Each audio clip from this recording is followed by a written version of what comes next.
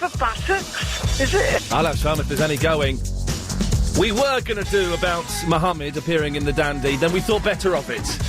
Let's not go there. Very sensitive issue. It's an issue. Sensitive.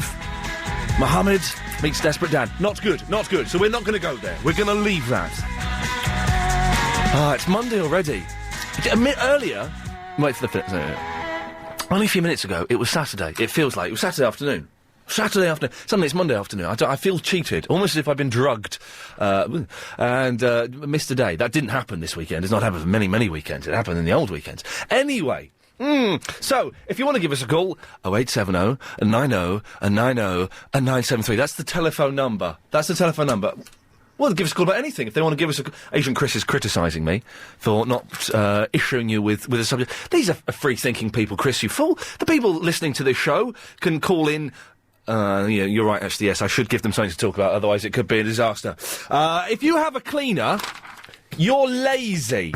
You're a very, very lazy person. My flat is becoming a little bit of a mess because I'm very busy. I'm doing this, I'm doing something else.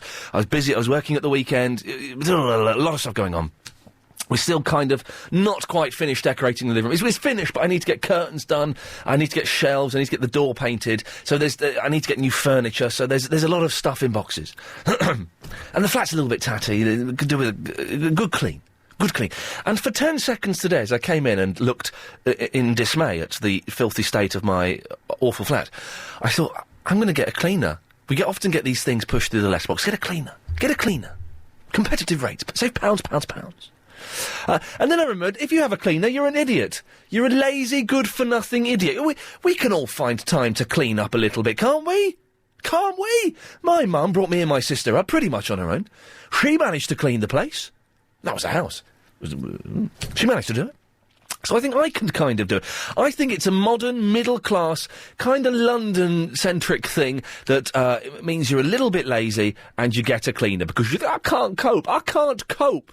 We can all run the Hoover round, can't we? 0870 90 90 973. Do you have a cleaner? And what, apart from obviously having a clean house, what benefits do you get from it? I'd be one of those weird people as well, and there are people that do this. I would clean up before the cleaner came round, because I would be too embarrassed for her. I'm assuming they're ladies. I can't believe there are any men cleaners, because she would be laughing at my filthy flat. That's what I think. You can email as well, by the way. ian@lbc.co.uk. Well, I should have said this at the top of the show. I'm just learning the ropes of radio. Very packed show today. We've got a phone call we made to Alaska coming up in about half an hour's time. And if you don't normally stick around to the end of the show, I can kind of understand why, because it's a load of old guff, really.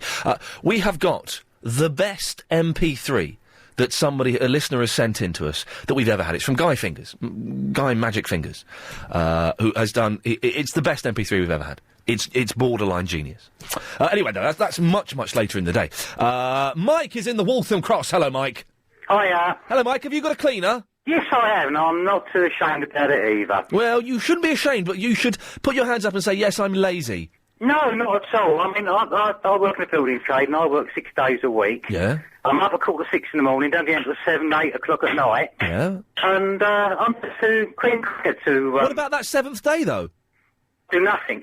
Absolutely nothing. I've got to recover. Yeah, but you can run the Hoover around and give the floor a little... Well, yeah, you can do, but I'm not being funny, but you can't do it as well as a woman. They do it absolutely brilliant. What's going on in the background there, Mike? I'm sorry, it's another builder. He's doing some work. What's he doing? Because he's blooming noisy. He is. Hang on a minute. Shut up a minute, Tom. Yeah, shut up, Tom. He's on the wireless. Could you do me a favour, Mike? Could you say for me, my name is Mike in the Waltham Cross, and I think that ladies clean better than men. I totally agree. No, say it.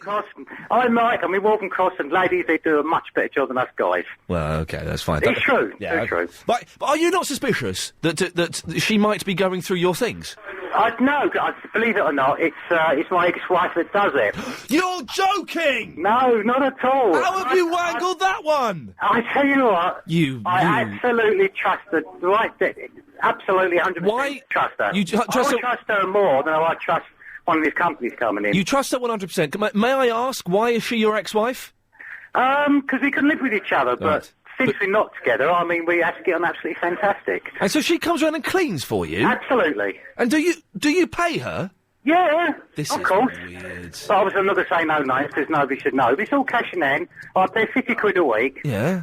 And This is she's weird. there all day long. And then when I come home, it's absolutely spotless. Yeah. It's brilliant. Do you ever... if I'm asking too much, then let me know. But come on. No one's listening. Do you ever think, cool, I wouldn't mind reminiscing about old times with her in a sexual sense? No. That's never happened? Not in the slightest. Okay. No, we just got on really, really well. We're bloody good friends. Yeah. I can't help thinking that's a little bit weird, though. Well, a few people have said that, but it works, so don't knock it. Mike, if it works for you, then it's good for... That's... his ex-wife? Well, the first cab off the rank is a weird one, wasn't it? I wasn't expecting that. 0870 9090 973. Do you agree with Mike? It's okay. Well, okay, does anybody else employ ex-partners? There's a slightly different tangent we can already go off 12 minutes into the show. Do you employ an ex-partner to do something? And isn't that weird? Isn't that the oddest thing? It doesn't make sense. Okay, have you got a cleaner? If you've got one, come on, admit it to me. That means you're lazy. And there's no shame in being lazy. I'm a lazy so-and-so. I love being lazy. But I'm not that lazy that I would let a strange woman... And I guess I'm stereotyping. I would guess of Eastern European descent. I don't know. If I'm being offensive in any way to cleaners, then correct me. Of course, I wouldn't trust them to go through my things. Not because they're Eastern European, just because they're strangers in my house. Lisa's in the Pimlico. Hello, Lisa.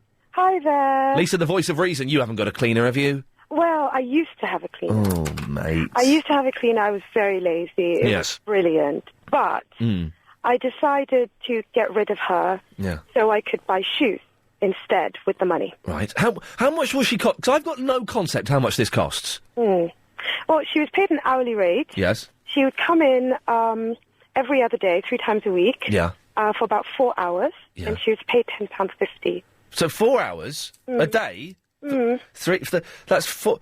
hang on a minute. 3 times a week, that's 12. That's 120 quid a week? Right. But she was lovely because she did the ironing, she did everything, the washing, the ironing, the cleaning, the floors. The house was... You're loaded, aren't you? Spotless. But now I've got rid of her. I have to do it myself. It's very time-consuming, but it means I can afford my... You are filthy rich, aren't you, Lisa? No. But, Ian, I wanted to ask you... Listen, I earn radio and TV money. I couldn't afford 120 quid a week. It was very expensive at the time. I think you were getting done there. Worth it. Yeah. It was really worth it. But I wanted to ask you... Yes. You do your own cleaning. Yes. Now, tell me if I'm asking you too much of a personal question. Go for your life. Or if I missed it Yes. at some point. Yes. But didn't you have a girlfriend? Yeah. And didn't she help you? And doesn't she help you? Or has she dumped you? Well... She should have. What do you mean, why should she have dumped me, Lisa? What on earth are you saying? Well, I don't know what you might be like to live with, but I do recall you used to talk about a girlfriend. I'm a gentleman, Lisa. I do. I'm a gentleman, and I'm perfectly acceptable to live with. Why would anyone want to dump me? I would imagine you must be a nightmare, but I was just wondering, have you been dumped? Why do you think I'm a nightmare to live with? It's the sound of you. I mean, I couldn't. No, you couldn't, Lisa, for goodness sake. You could not. I'm a nightmare to live with. I'm all fun and laughter and presents.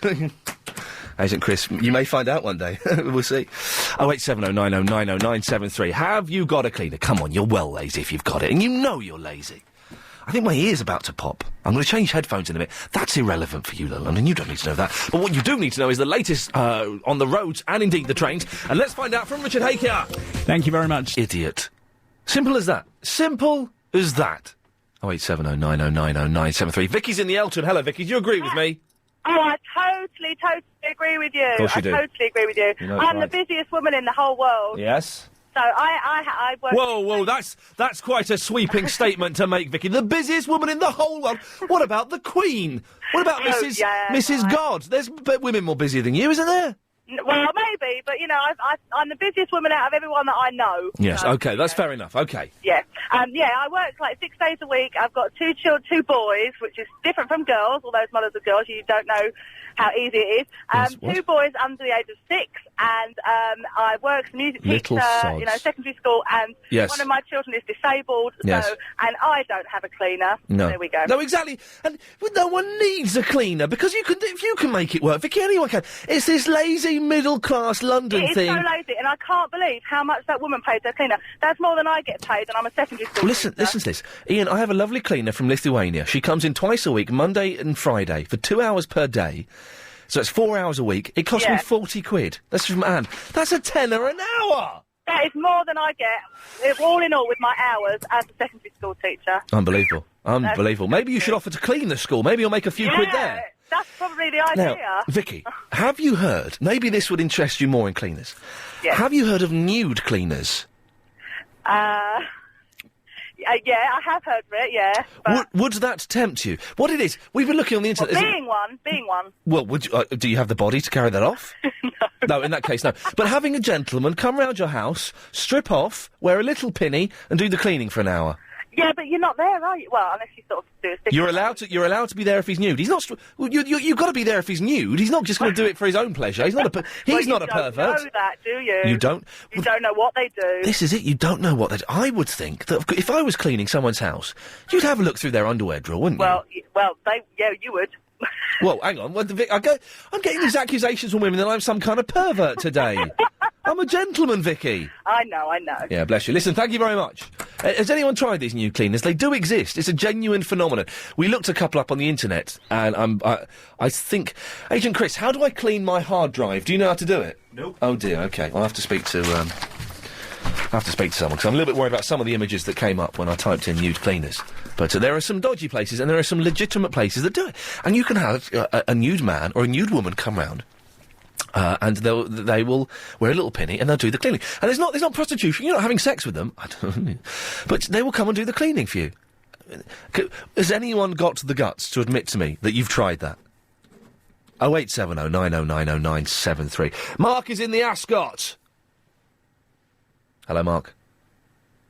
Hello, Mark. Hello, Mark. Hello, Mark. Hello, Mark. Hello, Mark. I suspect Mark's not there anymore. I suspect, unless he's being very shy. Ian, I'm a 37-year-old Portuguese man, and I've been a domestic cleaner for the same clients for the past 9 years. 5 out of my 7 clients are women, and I also do the ironing. This is a Vitor. Can we call this fella up? Agent Chris, have you got his number there? Do you need this? Vitor. That's the fella. Give him a call. Hello, Mark. Hello, Mark. Hello, Mark. Mark's gone. Mark's definitely gone. I'm suspecting Mark is no longer with us. No, I don't mean dead. For goodness sakes, if you're a friend of Mark's, then I don't mean that for 1 second. 0870 9090 973 is the telephone number if you wish to give us a call. And agree with me that if you have a cleaner, you're a lazy idiot. Simple as. We can all find the time. We can all make the time to make it work, can't we? Are we calling Vitor? Here we go. Wow, okay.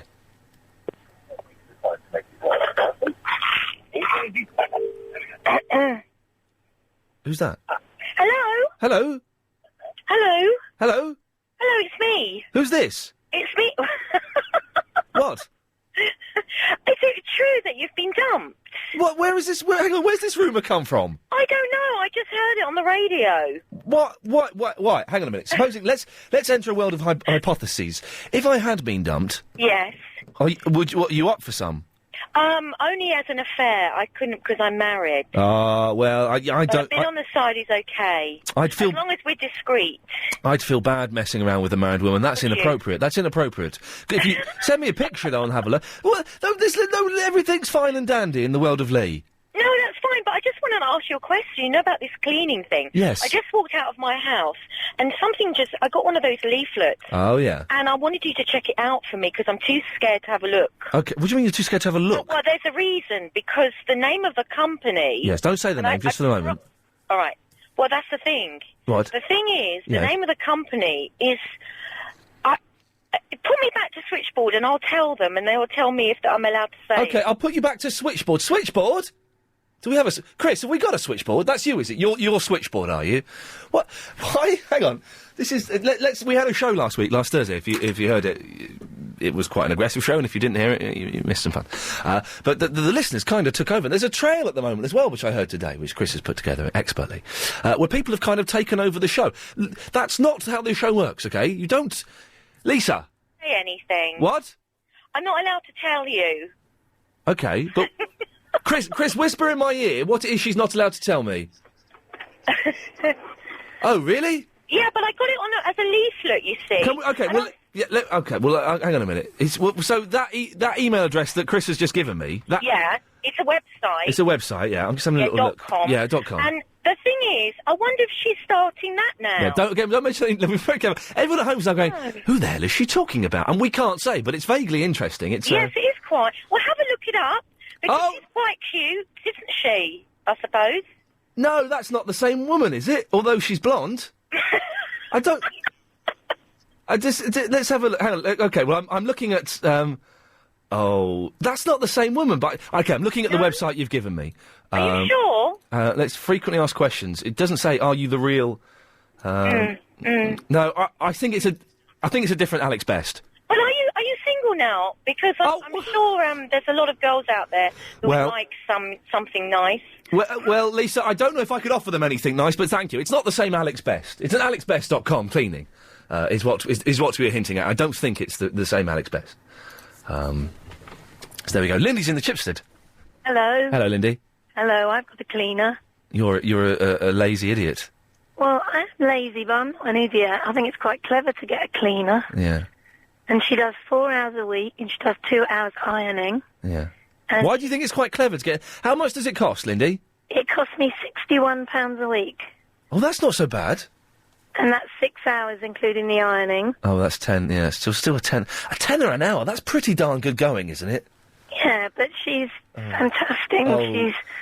She's worth her weight in gold. I've had a stroppy email from Heather Jingles. The trail that I said Chris had put together so expertly was actually amateurishly put together by Heather Jingles in a rather schoolboy fashion, I thought. Ham-fisted, cut and splice thing. Anyway, sorry. So she does... Lily, my fear would be... This is what my fear is. Yeah. Are you there when she cleans? Sometimes, yeah. But has she got keys to your house? Yes. Supposing you're away for a week, how do you know she's not going to come round and have a party that week? Because I trust her implicitly. How do you know she's not going through your underwear drawer, going through the bag at the back of your attic that's got all your stuff in it? How do you know she's not going through your things? I don't. Well, if she wants to go through my underwear drawer, that's fine by me, as long as she puts it all back. Gulp, says London, collectively. But do you know, we've all got things and bits and pieces we don't want other people to see, haven't we? Well, yeah, but those are all hidden away in a safe. Where? Oh, underneath the stairs. And what's the combination for your safe? Do you know? I don't know, because only my husband knows that. What's in that safe? Oh, I couldn't possibly tell you. Give me a clue to one of them. No, I can't. Is it rude? Very rude. In a safe? In a safe. Surely you have it in a sports bag at the back of the attic, don't you? No. Mine was always in a sports bag at the back of the attic. Yeah, but I've got 4 children, and they'd find it, wouldn't they? Yeah, that's true. The kids are good at cracking combinations, though.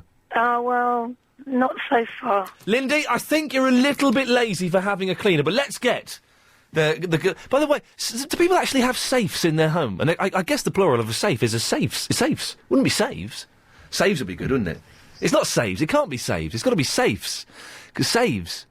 Who has saves in their home? How many saves have you got in your home? The only time I use saves is when I go to a hotel, and they have the saves there are very, very good. But the bottom of the wardrobe, yes, or sometimes it's near the mini bar thing, and of course the combination, 4-digit combination I always go for 6969. It's the only 4-digit number I can remember because it's from Bill and Ted. I don't think you're allowed to have 1, 2, 3, 4. Okay, who's got saves in their home? Do you have saves in your home? And what's in your safe? 08709090973. We got hold of Vitor, the male cleaner. Hello, Vitor. Hello there. Hello, my friend. How are you? I'm good. Yourself? Yeah, I'm very well. You're an actual cleaner, are you? Yes, I am. Yeah, I've been a cleaner for the past 9 years. The people that hire you are lazy, sir. How do you feel about that? Well, I also think the same thing, but they're lovely people anyway. But that's good that you think that. Yeah, it's totally true, to be honest. And you say that 5 out of your 7 clients are women. Yeah. Do they ever try it on with you? I had once before, but it was nothing special, though, to be honest. What do you mean nothing special? How far? What happened? I mean, I'm married, by the way. Yeah, it doesn't matter. I tend to be quite faithful anyway, so... yes, tend to be, but... I brushed it off a little bit. Did you brush it off because she was a munter? Yes. Actually, she was quite fit, to be honest. Oh, really? Yeah. How did she try... Sorry, I'm dwelling on this, because I'm an idiot. How did she try and seduce you? Well, she used to come home from work pretty early sometimes, then she go into the bathroom, have a shower, then just come out with a t-shirt on, quite a long one. So I suspect there would be no underwear or anything. And she used to do this quite often. Wow. You telling that story in that accent has got even me feeling a little bit fruity, Vitor. Vitor, listen, we've got to move on. Thank you very much. 0870 9090 973. If you have a cleaner, you're a lazy idiot. Your chance to win 100,000. Have you got a cleaner? Do you clean up before they come? Are you there when they do it? And if you are a cleaner, this is what I should have asked Vitor instead of going on about some weird sexual fantasy. Do you have a little rifle through their things? 0870 9090 973. Also a number to give me a call if you have saves in your house. And what the hell do you keep in your saves? Is it really that naughty? Steal things from people's houses, which I do want to do on occasion. I don't do it, but I do on occasion want to do it. I would become a cleaner. You get keys to the house, you know, when the people are away. You're allowed to pretty much do anything you want. Are you a cleaner? What stuff have you found when you've had a little look around? 0870 9090 973, let me know. And also, does anybody have how many saves have you got in your house? I can't believe people actually have saves in their house. And does anybody, the cliche, so I've had a bit of a rank cheese and onion pasty, not the best one, and I've made me feel a bit ill. The place to keep saves, in films, of course, is behind a big picture. Has anybody got a safe behind a big picture? Jeff's in the where. Hello, Jeff. Hi. Hey, Jeff, what can I do for you, my friend? I've got a safe behind a picture. Oh, you're joking! No, really. Oh, come on! I didn't think that actually happened. Well, it does. It's not on a hinge. You have to take it off the wall. It's on a hook. Oh, the pictures. You can't. Okay, see, but that's still. You still see them do that sometimes in the movies. They take. Yeah, they take I love it. We inherited it. Oh, that's so it was cool. there when we moved in. Oh man, that's so cool. And is it a proper combination safe? Where you know, 25 to the left? No, it's got a key. Oh dear, disappointing. It's got a steel key. And what do you keep in there? Well, there's some US dollars. There's how many US dollars? About 500. And then there's a load of silver cutlery, which was bought. It was a solid silver set. Yeah. Never use it, but it's in there. But why would you keep that in the safe, though? Well, I suppose you've got to say, you've got to put something in it, haven't you? I suppose so. Do you... the lady that phoned up earlier on, she sounded like a pervert. Do you keep anything rude in your safe? I got rid of all my rude stuff. When you got married? Yeah, I live with another bloke. Oh, okay. Well, you can still get married now. That's it's the 21st century. Everything is acceptable. So, you say you inherited this? Is this quite an old house that you've got? No, it's only 40 years old, but it was there when we moved in. Oh man, I'm very envious of you. It's really cool, and everyone we don't show it to everyone. Yeah, but that kind of defeats the object a little bit, doesn't it? The picture back, and they say, "Oh, what's that?" And you say, "It's a safe." But, do you have any rare jewels in there? No, I haven't got any jewels. That's a shame. I'd like to open a safe and find some rare jewels in there. Well, there we go. First cab off the rank. He has a safe behind a picture, like in them films that we see so much about. 0870 9090 973. Danny's in the Greenwich. Hello, Ian. Hey, Danny. How's it going? Very well, thank you. And you? Yeah. I train cleaners. And I have lots of male cleaners as well as women cleaners. You train them cleaning ladies and cleaning men. I like the way you say cleaners. Are you from the southwest at all? No, I'm not. I'm from Brazil. Oh, man. Say cleaners again. Cleaners. You sound like you're from Bristol. Have you ever been to Bristol? Bristol? No, never. Oh, go to Bristol, man. They'll think you're one of their own. But you teach them to do what, Danny? Not clean, because that's really easy. Well, no, it isn't. Would you be able to descale anything underneath the shower, your shower head and make it sparkle and new again? Yes. You would? Yes, I've done it before. I don't know about that. When it's green and sort of yellow... Well, there's a special spray you get and you give it a good scrub. Not the same. Or soak it in vinegar. Oh, well, that's true, but it takes time. Ah, that is true. I know the tricks, Danny. I know how to do a good clean-up. Yeah, but then you see, you have all these people that are working, and then, they have all this extra time. Okay, when you have so a cleaner at home. Cleaners, we've discovered, get £10 an hour. Yeah, absolutely. How much does a cleaner teacher get? Depends on who it is. I go there, I spend the day, and I tell them even how to fold the towels to put them away all nice and tidy. So who are you teaching? Are you teaching people in their own homes, or people that want to become cleaners? both. I have a classroom and You have sussed this out totally. You have totally sussed out these suckers, Danny. And I also go to people's houses and you know, they tell me what they would like and what they'd like their cleaner to do, and I find them a cleaner sometimes. Oh, man alive. But you've got to admit, though, isn't it, that the people, if you get a cleaner, you're a little bit of a lazy idiot. Absolutely not. Oh, no, you come on. have all this extra time to actually spend with your kids and do things that you know... Get the kids... When I was a kid, my mum got me doing the cleaning. Get them working. Send them up the chimney, for God's sakes. No, we send the chimney sweepers in. So, Danny, have you worked as a cleaner, then? Oh, yeah. In people's houses. Have you ever gone through people's things? Never. But I'll tell you what, I have some clients where the cleaning lady has to sort of colour coordinate all their underwear. What, in the drawer? Yeah. No. Oh yeah, nice. Oh, you'd be sick. Well, what colour is there? There's only black and grey. There's only two options. No, absolutely not. Everything has to be nicely folded, one after the other. You know, it goes from white to black. That's a little bit perverse, I think, surely. I don't know. Whatever suits. Have you ever been seduced? I suppose it's different for a woman, isn't it? Because it's more intimidating if it's a man trying to seduce a woman cleaner. No, but I'll tell you what, with my cleaners, because I also work for a big cleaning company, but when they go to builders clean, that's the one thing I tell them. No talking to the builders, because they will ask them their numbers and everything. Yes. Should all cleaners be fit, or should they be ugly? Which is the most productive? I don't know about that. Surely it's got to be ugly. Women cleaners, they tend to, be ugly. Lady cleaners, ugly.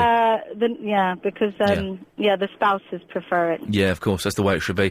Danny, thank you very much for that. There we go. If you're a lady cleaner, you're ugly. That's coming from a professional who teaches people to clean.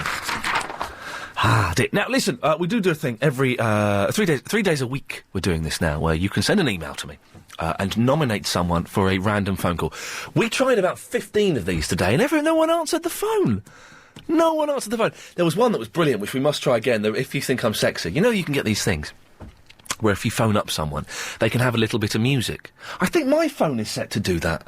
Actually, I hope. Chris, can we call my phone up? Can we call my phone up? Because I got a text saying that my phone was going to be set up to do that. I meant to switch it off because I think it's irritating. Anyway, this guy's phone was playing If You Think I'm Sexy, but he didn't answer, unfortunately. But we did get through to someone in the end. Ian, this is from Heidi Pentilla, who's in Quinzhou in China. China, that's right. Ian, I wrote to you earlier about my favourite child, Aidan. Among my 6 children, he is the one who has long hair and listens to Pink Floyd and Arlo Guthrie. He is interesting and a good laugh. I think you should phone him. I am in China and he is in Alaska, so I can't harass him as much as I would like. Help a mum out. You can talk to him any time, but not his morning. Now, we didn't know what the time difference was in Alaska. Man, we muffed that up. Hello? Hi, can I speak to Aidan, please? It's me. Hey, Aidan, how's it going, man? You all right? Oh, I'm spectacular. What time is it there? Sorry, I've not woken you, have I? Ooh, it's 5:45. In the morning? In the morning. Oh. Oh, dear. Were you up, or had I woken you up? You woke me up, but I got to get up for school anyway. Oh, well, if you've got to get up for school, in that case, I've done you a favour in many ways, haven't I, Aidan? Why don't you? Hey, man, have you ever heard of a radio station called LBC 97.3? Of course I have. Oh, well, this is Ian Lee. Well, hello, Ian. Hey, man, how's it going? You all right? Oh, spectacular. Your mum, not my mum, she doesn't know you. Your mum, Heidi, who's in China at the moment, has sent me an email asking me to give you a call and make sure you're all right. Well, listen, your mum hopefully is going to be listening to this. Do you want to send a message to her? Ooh. No. I don't know. No, you don't? Well, that's fair enough. Sometimes you don't want to speak to your mum. Now, listen, Aidan, very quickly, before we go, and we'll let you get ready for school, you're allowed to ask me, by the rules of this stupid feature, you can ask me one question, any question you want. I will not be offended, and I'll give you an absolutely 100% honest answer. Is there anything that you'd like to ask me? Anything you want, anything. If you didn't have your looks, where would you be now? Do you know what? I don't think I've really got my looks. If I didn't have my looks, where would I be now? I would, I'd still be working in the bakery department of, the Asda in Slough. Bakery, eh? Yes, making bread, but making bread in a very bad, dodgy way. Aidan, listen, mate, thank you very much. Enjoy Alaska. Thank you. Take care, my friend. Bye-bye. Yeah, that's right, we phoned a foreign country. Chris, can we very quickly dial my phone? because I want to see, because I did get a text saying because I've just gone to T-Mobile, saying your phone is going to have this thing where you'll hear music now, and I don't really want it. And I think they charge you for it as well, so I don't want to do that. Have you got the number there? 07 ton. I've just learnt my phone number. I've had this phone number for over a year, and I've only just recently learnt it, which is something. Let's just have a little listen to see, sorry, I could do this in my own private time, but, change that as well. Is it going to play music? I don't think it is. This is good. Hello? Hi. Oh, well, who's that? Hang on. Oh, he's done it wrong. No, that's my number. Oh, Haven't again. I'm really sorry. It's not me, it's Chris that's done it. Oh, I'll beat him up when he comes down. Can I watch? I'm really sorry. Carry on looking out for... say hello to Toby Anstis when you see him. Of course I will. Thank you, bye-bye. Chris, you flipping idiot. That blew my mind. A sexy-sounding woman answering my what I thought was my telephone. Chris forgot to dial the 9 there to get an outside line. You idiot.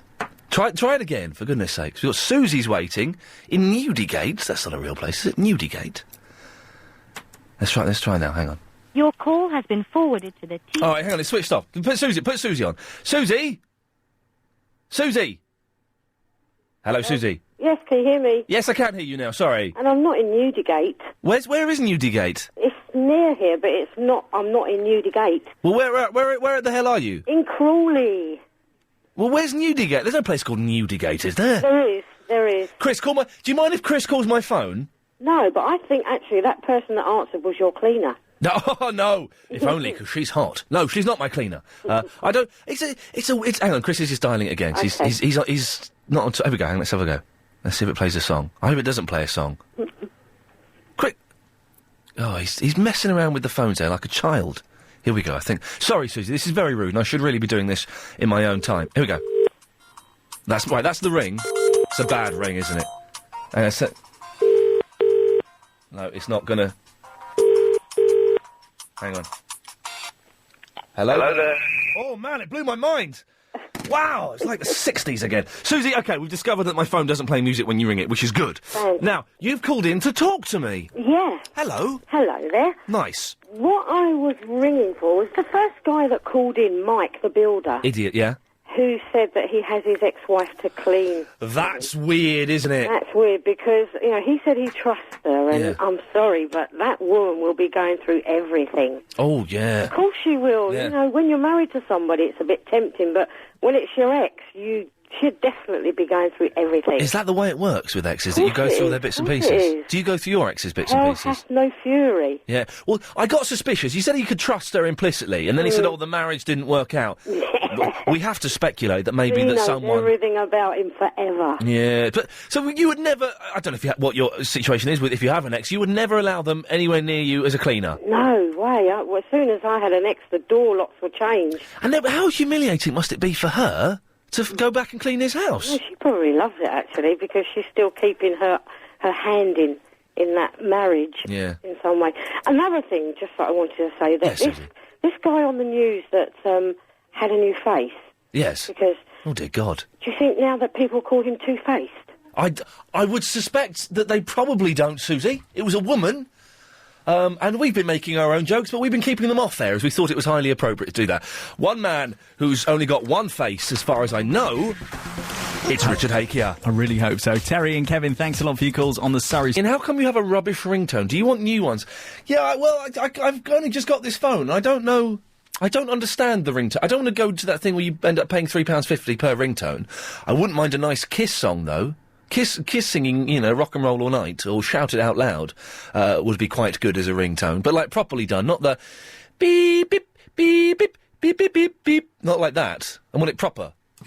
Anyway, I don't really understand the word of ringtone, so no, I'm quite happy where I am. Thank you very much. We're talking about cleaners, and also, do you have saves in your house? Bill's in the Leighton. Bill?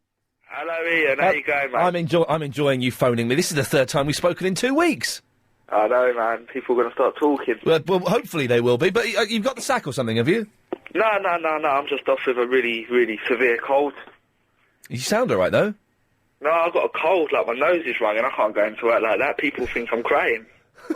But you sound fine. You can go into work with a cold. Of course you can go into work with a cold. Seriously, my eyes are streaming. You don't understand. Well, give your nose a blow, but you put a bit of Vicks on it. No, my nose is all red and my eyes is all... Seriously, it don't look good. How long have you taken off work because of a cold? I don't know yet. What? What does that mean? How long have you been off work so far? Indefinitely so far. Only a day. I don't know. I might feel better tomorrow. It depends. I really enjoyed watching Trisha today, so... Trisha's quite fit, isn't she? She is, you know. She's fixed herself up good. She's better than the other geezer on the other side. Oh, I don't like Jeremy Kyle, whatever he's called. Jezza. Yeah. Now, you've come on national television and you haven't got the guts to say that's your child.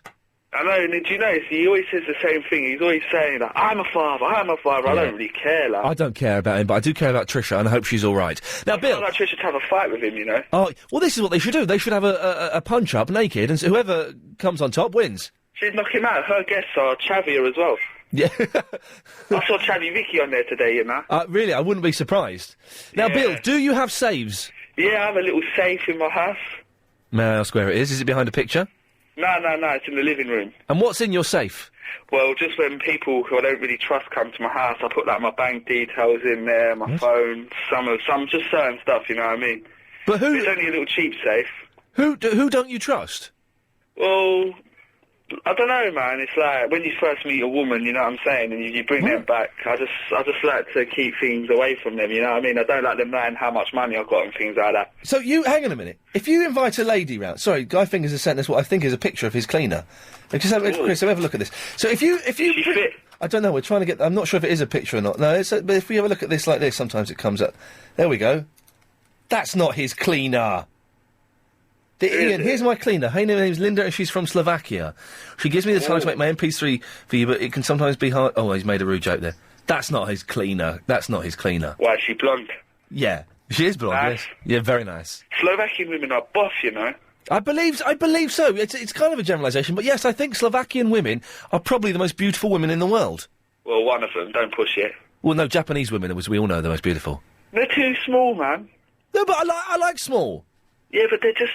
You know, oh, so beautiful. You're tall as well, lady. That's why I like it. Are you going to get one now that I heard someone say you broke up with, what's her name? Phoebe. Well, am I going to get one? You can't just get one. It's not, it's a little bit sexist. In Coronation Street. He did do that in Coronation Street, didn't he? He got one off the internet. Anyway. Be up. So, she did get, have you watching Coronation Street at the moment? No, I'll just read it in the telly, guys, man. EastEnders is better. Oh, no, EastEnders is rubbish, Bill. EastEnders is wicked, man. Bill, could you sing me a song about why you think EastEnders is better than Coronation Street? Can I sing a song about something else? What do you want to sing a song about? Safes. Yeah. Sing a song about saves. Away you go. Safe, not as in safe way, but as in safe. It's a street word of respect. It's safe. My safe's only £30, so it would get robbed anyway.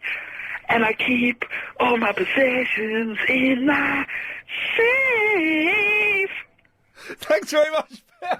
I love it. I love it. I love it a little bit too much. It's a little bit worrying there. Terry's in the city. Hello, Ian. Sound like X Factor, that, mate. It didn't it just? Go on, be... Exactly that. Go on, be Nigel Simon Cowell then. Go on, what did you think? He's all right. Had a go, didn't he? You know what I mean? I like everybody. Yeah, well, yes. As long as I haven't got to listen to them. Right. Yes. Two things regarding cleaners and safes. I'll tell you the safe one, which you wouldn't want to save when you hear this story. But cleaners, what you got to remember is where you said you'd like to be a cleaner so you could steal something, but you said in brackets that you wouldn't do that, and yes. I believe you. Thank I you. believe you. But they're the first person that get accused of anything that goes missing, and quite unjustifiably so sometimes. But sometimes it is justifiably so. Is it really? Well, they must be mad, mustn't they? If they've done it, then it's justifiable. Oh, without a doubt. But how do you know they've done it? Because of the fingerprints. They don't leave cleaners haven't got fingerprints. They've got webbed fingers. Have they? I never knew that, Terry. Well, that's how they do the washing up. Of course anyway, it is. That's why they're so limp. Exactly. Oh, memories. Yeah, I'll never forget you, my friend. No, excuse me, that's our private thing, mate. No, no. Right. What are you doing private thing? We did it on the radio. All right, OK, mate. Well, that's still private when I talk to you. Right. Regarding safe, a friend of mine got visited by the constabulary. Yes. And it was for various things they were looking for. Anyway, when they were looking for the things, they took all the bits and pieces they wanted from the house, and there was a safe, and he had a safe in the wall. Yes. It was there when he moved in. Yes. And there was a picture over it, but he'd never, ever had the keys. Yeah. So, what do you think the police did? They pulled it out. You're absolutely correct. Yeah, Plaster off the wall, ripped it, because you can't leave it there, because he might have the keys Yeah. to get the information out. That's exactly what he did. So it ruined the house. So if you've got a safe, get rid of it. Terry, have you got a safe? No, you're not safe with a safe. No, you're very unsafe with safes. Okay. Terry, thank you very much. So, you will have missed this, but a couple of months ago, Terry and I had a spat on the radio, and then I won him round with my wit and my charm. It does work on occasions, I can promise you that. 0870 9090 973. We're talking about if you've got a cleaner, you're a lazy idiot. Does anybody... Can someone phone in? Because if I did have a cleaner, I would tidy up before she came round. And mark my words, it would be a woman. I would tidy up before she came round. Do you do that? 0870 9090 973. Oh, yes! The correspondent list. 3 of you are getting the sack this week. If you want to make sure that you're not one of those to get the sack, you better call in today for the 5:38 Daily Correspondent Update. 0870 9090 973 is the phone number. Ian, I'm just finishing building my house. The floorboard safes are great and quite cheap to install. Floorboard safes? Now I'm interested. To be sensible for a moment, all your passports, cards, driver's licence, spare keys, etc. should be locked away like this. Suki, no, they're hidden. My stuff's hidden in a drawer somewhere. Good enough for me. These are a bit long. You can email as well, iain, IAIN, at lbc.co.uk. Do you have saves? And what the hell are in them? Is David Cameron, as he says... Croatian that we have there. There you go. 0870 9090 973. After the news at 4, I want to find out how easy it is for you to talk to strangers. Do you ever get that thing when you're on a bus or on a train? It happened to me a little while ago, where a fella sat down next to me while I was waiting for a train, and just started talking to me, and I was just thinking, will you stop? I don't want to talk to you. It's a nice watch you got there, mate. Yeah? Where'd you get it from? None of your business. And you have to have a chat with them. Anyway, we'll talk about that after 4 o'clock. Let's go to Karen in the Farnborough. Hello, Karen. Hi, Ian. How are you? I'm all right. What can I do for you? Oh, I was just going to have a chat about the cleaner thing. Yeah. You haven't got one, have you? No, I haven't got one. Good. Well done, you. I would like one because I go out at 6 in the morning and get home at 7 and don't have time to do anything. Oh, do you? OK, listen, I can make this work for you, Karen. You don't need a cleaner. Cleaner's going to cost you 60 quid a week. Have you got that to throw away? No, that's why I don't have one. Then what you do, when you get in, you just spend 15 minutes when you get in. First thing you do when you get in, spend 15 minutes just doing a little bit of cleaning in one room. Don't have the time. They cook me dinner and then I go to sleep because I'm not knackered because I drive 4 hours in the day, at least. Doing what? I drive. I'm a maintenance engineer and I drive 2 hours to get to work. I drive around all day, do loads of maintenance, come home, 2 hours to get home at least. You could, Karen, you could easily afford 15 minutes when you get home. 15 minutes? Well, I do it. I do it, but I really would prefer to spend those 15 minutes doing something else. The thing is, you'll take so much more pride in your house if you do it yourself. Not sure about that. Oh, come on. How do you know that the cleaner isn't going to rifle through your underwear, prance around in your clothes while you're out and about, and do all kinds of shenanigans? I wouldn't really care, as long as my house is tidy when I go home. Well, if you put it like that, Karen, I can't convince you otherwise. Well, have you got a safe in your house? No, I don't have a safe. It's an odd thing. I didn't think anyone would, but we're getting loads of people calling in saying, yes, they've got one. No, I'd like a safe in the wall. I'll put it behind a nice mirror. A mirror? Films, yeah. They don't have them behind mirrors. Button and the mirror comes out, and then you've got your safe. Oh, you're talking about pushing the button. And yes, I know exactly what you're referring to there.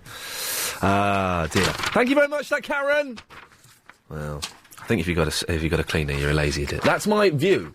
We can still carry on talking about that after the news. 0870 9090 973 is the phone number. Ah, dearie me. Also about safes. And also, talking to strangers, is it the most annoying, irritating thing ever? Are you one of those people that finds it really easy to start up a conversation with complete strangers? You always get people... You know, sometimes, if I'm in a lift with people I don't know, I prefer the sound of silence to someone trying to start up an awkward conversation. You right? Busy day? We're in a lift! We're in this thing for a maximum of 32 seconds. We don't need to talk to each other while we're in here. Or the only thing you need to say is, which floor? There you go. Third? I'll get it. That's all you need to do.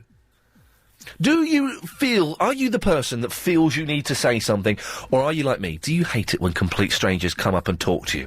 0870 9090 973. And after the news, we'll be looking for someone to go out and speak to a complete stranger. Obviously in a nice, friendly way. We don't want anyone to cause any shenanigans or be rude or do anything naughty like that. And make sure it's a safe situation. But we'd like you to go up to a complete stranger and just try and start a conversation and see how friendly they are. 0870 9090 973. You can email as well, Iain, iain at lbc.co.uk. More of your calls after this. That's my favourite one yet. What? Her in the tight, satiny, leathery-looking dress? Well, let's look at her hands. Those aren't the hands of a cleaner. Oh, hang on, there's a wedding ring on there. That's no... But, guys, I'm still not convinced. Send more pictures. Oh, here we go. We're talking about speaking to strangers. And one of the worst things, if I'm sitting there with an iPod on, if I'm reading a book, or if I'm out and about, I don't want to talk to strangers. People come up and say, oh, I've heard you on the radio, that's nice. That happens every now and then, not too often, that's nice, because they'll chat for you for 20 seconds. What's Agent Chris really like? Is Steve Allen as much of an idiot as he is on the radio? Then they go. And that's fine, I can handle that. But it's when it's just someone who just wants to chat to you. Not because they recognise you or anything like that, they just want to chat. Go and phone up the Samaritans, don't talk to me. Anyways, Violet has emailed in, Iain, I'm going to be talking to a complete stranger from about 6pm tonight as I'm going on an internet date. I've swapped a couple of short emails with him, though, so maybe that doesn't count. Oh, hang on. Also have 2 safes under my bed. They're fairly empty, except for a passport, foreign money, and a couple of rude pictures. Wow. Well, he's going to have a good time, Violet. But I'm confused by the internet date thing. Do you talk to strangers? Do you chat with them so that you don't hurt their feelings? Because if it's an old man, you don't want to say, actually, mate, get stuffed. Got stuff to... worrying about stuff. Got stuff on my mind, thinking about work. Got stuff going on. Just don't talk to me.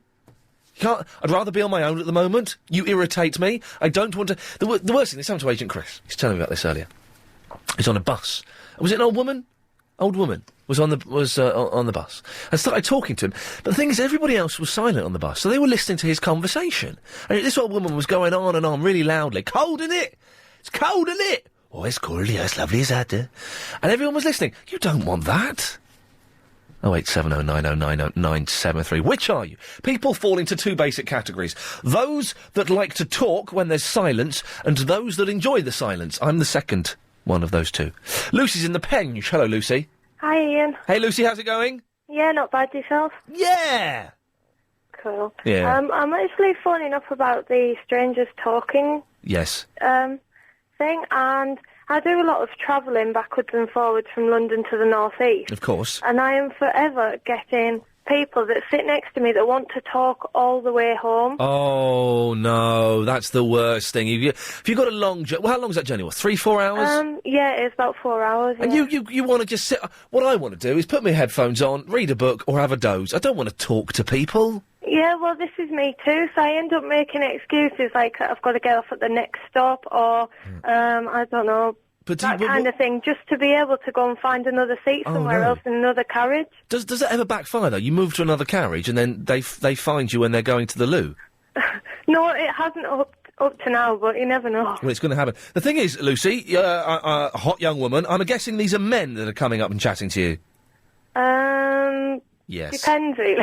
Yes, it's young men or lesbians that are coming to chat you up, isn't it, Lucy? Isn't it? Let's be honest. Maybe. There you go, you see. And what, so do you ever have you ever been honest enough to say, I'm not interested, I don't want to talk to you, go away? No, I don't like to upset people, so I kind of find... It won't upset them. Be honest with them, Lucy, for goodness sakes. I know, I just feel really cruel if I say to them, look, I just don't want to talk to you right now. Yeah. Lucy, thank you very much for that. We're asking about talking to strangers. It's a thing I just can't stand it. Can't stand it. So I'm going to say sometimes it's nice. It was nice we met Barbara, who won the £1,000 on the big quiz the other week. She was nice. I had a nice chat with her. That's slightly different because she was here, for a gig. The big quiz, of course, Gary King, 7 o'clock this evening. Your chance to win £100,000, yeah. It's good. And Clive Bull on at 8 o'clock, of course, which is... I was listening to the best of Clive Bull last night. Cracking stuff. Sarah's in the Lee Green. Yes, hello. Oh, have a cough. I've got a frog in my throat. Cough on the... Have a good cough. Go on, love. I'll have to cough it up. Well, I was wondering if you could give a message to a friend of mine. What? Well, she's a friend to all of us here in Lee Green. Yes. And she's one of the senior nurses. Yes. And she's what they call one of the twilight nurses that comes out every night, whether or not. And they are the most wonderful people that you'll ever meet. What? Now, I'm 92. They've been coming to me every night for 4 years. You're listening to local radio. Heard yes. From the grapevine. Yes. That she's up in London. That's a good song, isn't it? Marvin Gaye, Through the Grapevine. Dun, dun, dun, dun, dun. Very sad, the Marvin Gaye story, isn't it? His dad shot him with a gun that he bought for him. Well, anyway, she's... Don't laugh at that. From the grapevine that she's up in London having her Master of Arts. Having a what? Highest of high. Having a what? She's Master, M.A. A Master of Arts? Yeah. For goodness sake. None of us have... we knew she was very quiet. So hang on, she's only just getting her medical degree now, and she's been looking after you? No, she's got the highest degree that you can get. In the world? Yeah, it is in the medicine. And what's her name? Najat Qadri. Yeah, you have to think for a second. How much does she make? You don't even know her name. Najat... And if she's getting high in London, she won't be listening to this, will she? Well, no, she doesn't have any idea that we're ringing. But she won't be listening to this, will she? She will. Her daughter friend is going to keep a tape recording if they got on. Okay. So we're saying hello to Najat Studry. Yeah, Qadri. G-A-D-R-I-E. Najat Qadri. Who's high in London. Yes. And she's having at the time of her life being high in London. I hope she is. We all hope she is. Because the nurses that she works with, she works every night practically. Oh, but not every... They're all wonderful, every one of them. Yes. They come and they do all sorts of things. Now, for instance, last night... Oh, do I need to know one this? of them forgot to put on my alarm clock. Oh, dear. And she came back at 11:15 to do it. Oh, that would get on my nerves, though. I say, Najat, please, I'm trying to sleep, Najat. Man, you're full of life. Oh, of course you wouldn't mind a nice girl coming to you at 11:15. Oh, do you know what, Sarah? I'd absolutely flippin' love it. Oh, Triple M, we take Mixed Mental Mayhem, we take your call straight to air. Also, the best MP3 we've ever had. It's genius. I know last week was Chris Hammer week, and they were pretty good. This is Guy Magic Fingers working some audio magic. It is genuinely genius. But at the moment, though, we're talking about strangers. When strangers come up and talk to you, man, it's the weirdest thing.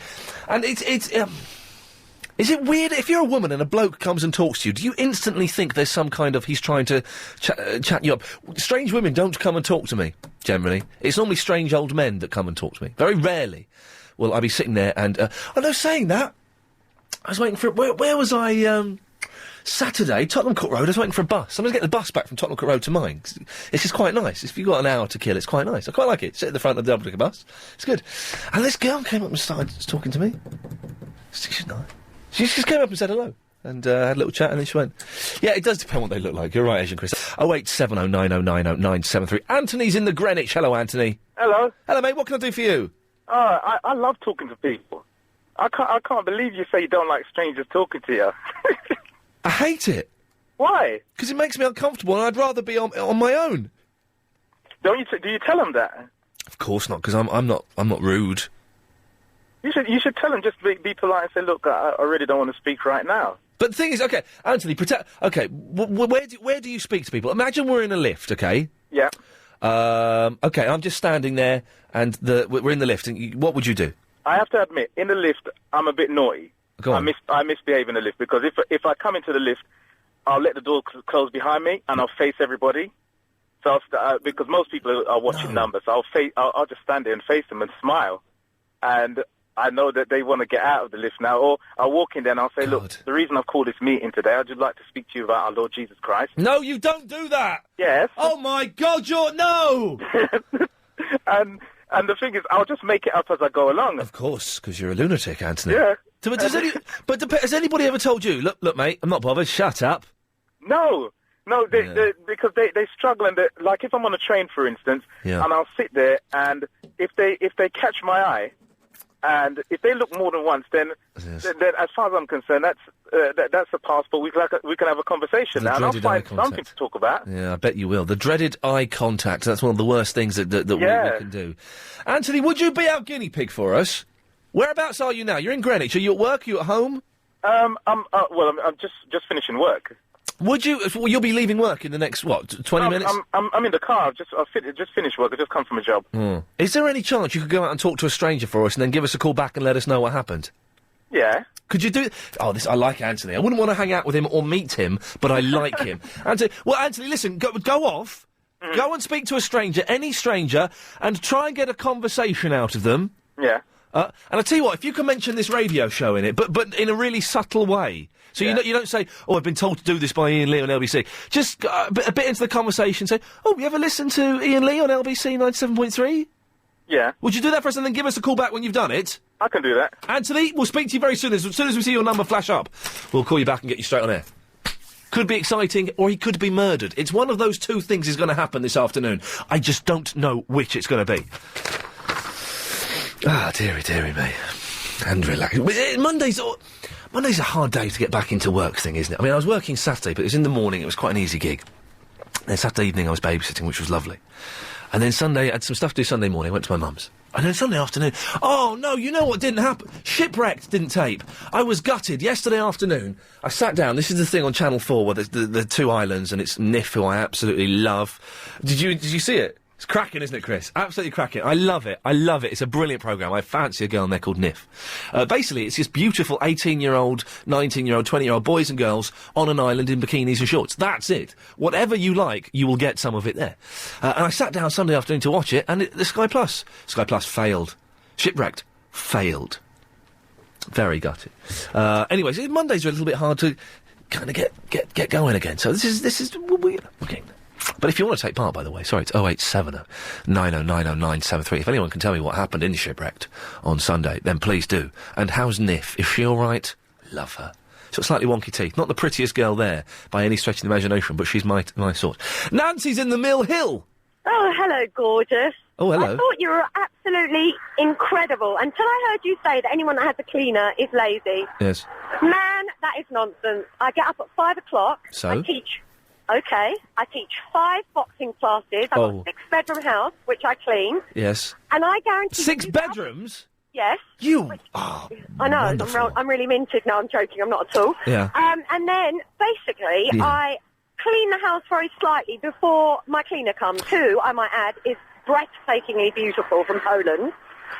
And also just to tell you that I've got such a fantastic personality that I could talk to strangers in the street with no problem. You're scaring me a little bit. But the boxing... OK, let's start. The boxing class. Yes. Yeah. Well, but if you're teaching the class, you don't have to do much. Well, I have to hold the pads and I spar with all my clients. Oh, hold the pad. I was doing boxercise this morning with a young lad called Luke. He does nothing. He just holds the pads and I limply punch them. There's nothing... You are 100% right. If you're doing boxercise, that is so naff. The guy that's teaching you doesn't have to do much. What do you mean it's so naff? What do you mean it's naff? It's not Thai boxing. It's not a martial art. Oh, you didn't say Thai boxing? Oh, now, because Thai boxing, there's a little bit of kicking going on and stuff. Yeah, elbows, knees, head batting, that kind of thing.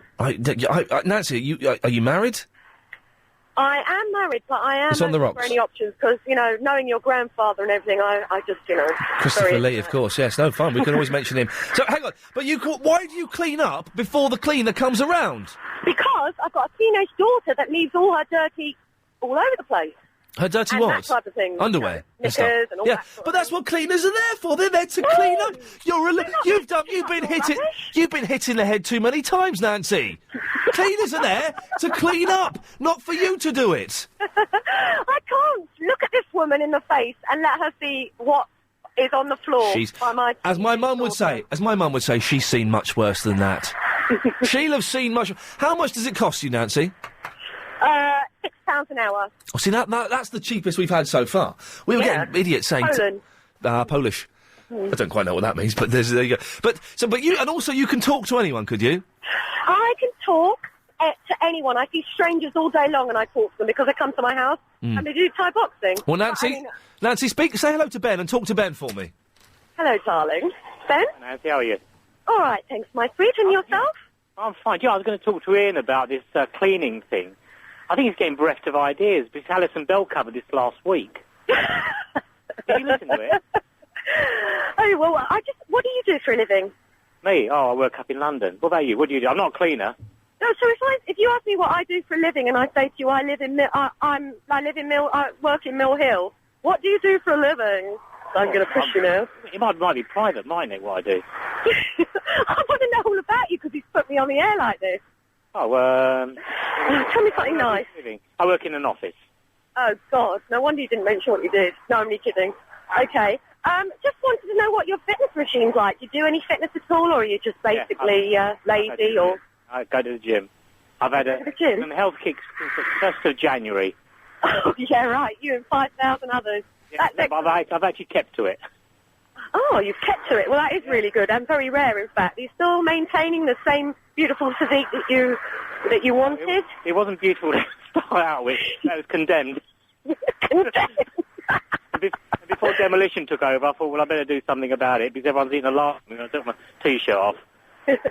Laughing? Oh, my God. It's terrible, isn't it?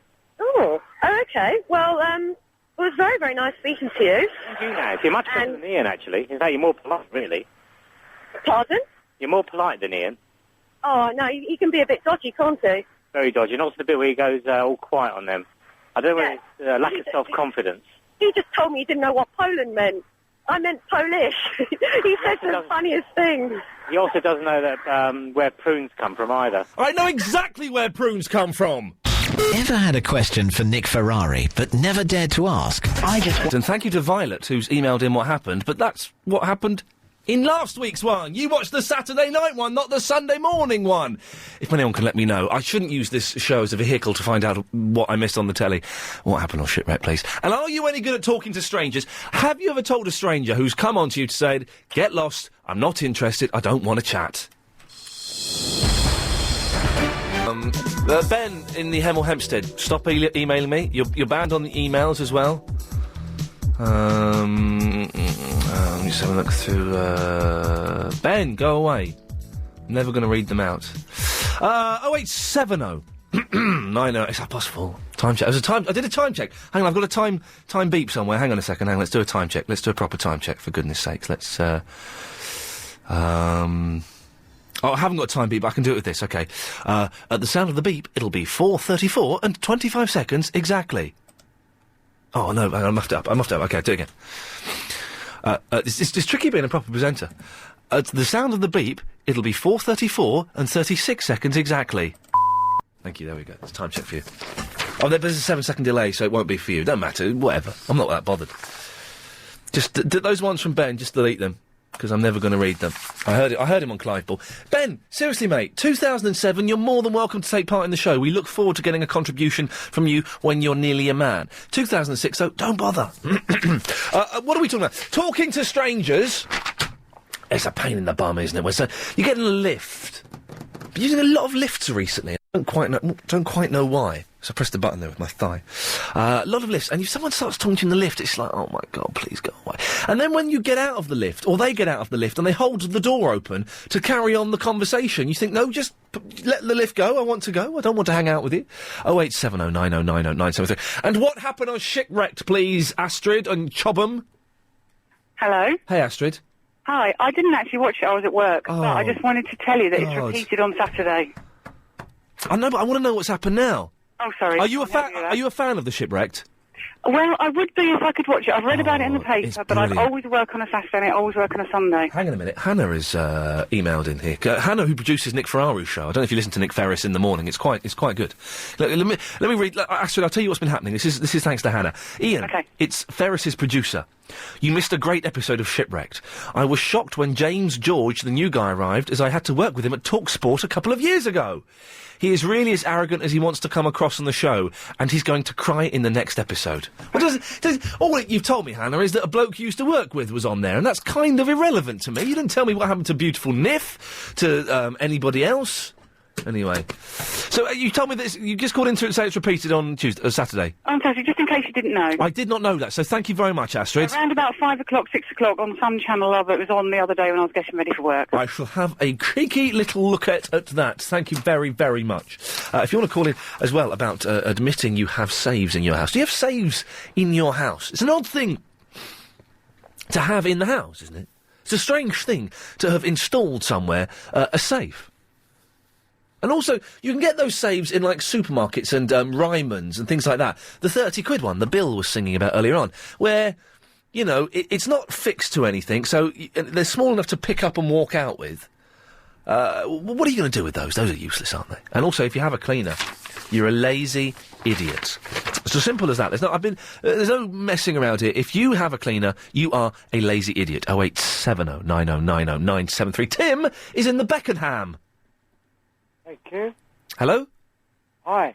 Hey, Tim? Yes, what I want to talk about is that lady that was, oh, dear. Sorry, I'm not allowed to mention it. I don't know what you're going to mention. The lady that's got the breast cancer and she can't afford it, and she paid £5,000, and they... This was a caller to the show, was it? Sorry? This was a caller to the show, or the news story that you're talking about, Tim? No, I saw it on the news today. Right, and you've... Sorry? And I'm disgusted. Yes, why have you called up this show to discuss the lady who's had to go to the High Court to get medical treatment for breast cancer? Basically, because I'm willing to give her £1,000, and I'm hoping people... You haven't got £1,000. ...around London would actually chip in so she could have her treatment. I suspect that anybody listening to this show, Tim, is probably getting pocket money and would be unable to do your very noble offer there of giving her... She needs £5,000, man. Come on, give her another 4. No, but if we all chipped in... Tim, pay for it. Come on, give her the full 5,000, you tightwad. Come on, Tim. How can you say that? It's not nice. Tim, have you ever listened to this show before? Of course I listened to it. When have we ever mentioned breast cancer on here, Tim? What? When have we ever mentioned breast cancer or the news? I appreciate what you're doing. It's a very noble thing you're doing. But not on this show, Tim. We're dicking around, having a go at people with cleaners and talking about saves. What? I just feel sorry for that woman. I feel sorry for that woman as well, but it'll get sorted out, hopefully, Tim. This is not... between three... Everyone... What? Oh, God. Between three and... Tim, Tim... a couple of £100 in. Tim... So she can live. But then what about the next woman who needs the treatment, and the next woman, and the next woman? What she needs to do... Tim, all right, we can talk about this for 30 seconds. What she needs to do is she needs to go to the court, and if she wins her case, then it means all of the women in that area will get the treatment. Right, that's all I want. There we go. Thank you for calling, Tim. Thank you. Bye-bye. What? You say LBC cannot solve the world's problems, Chris, but I'm working on them one by one. She has to... OK, well, let's do news for 20 seconds.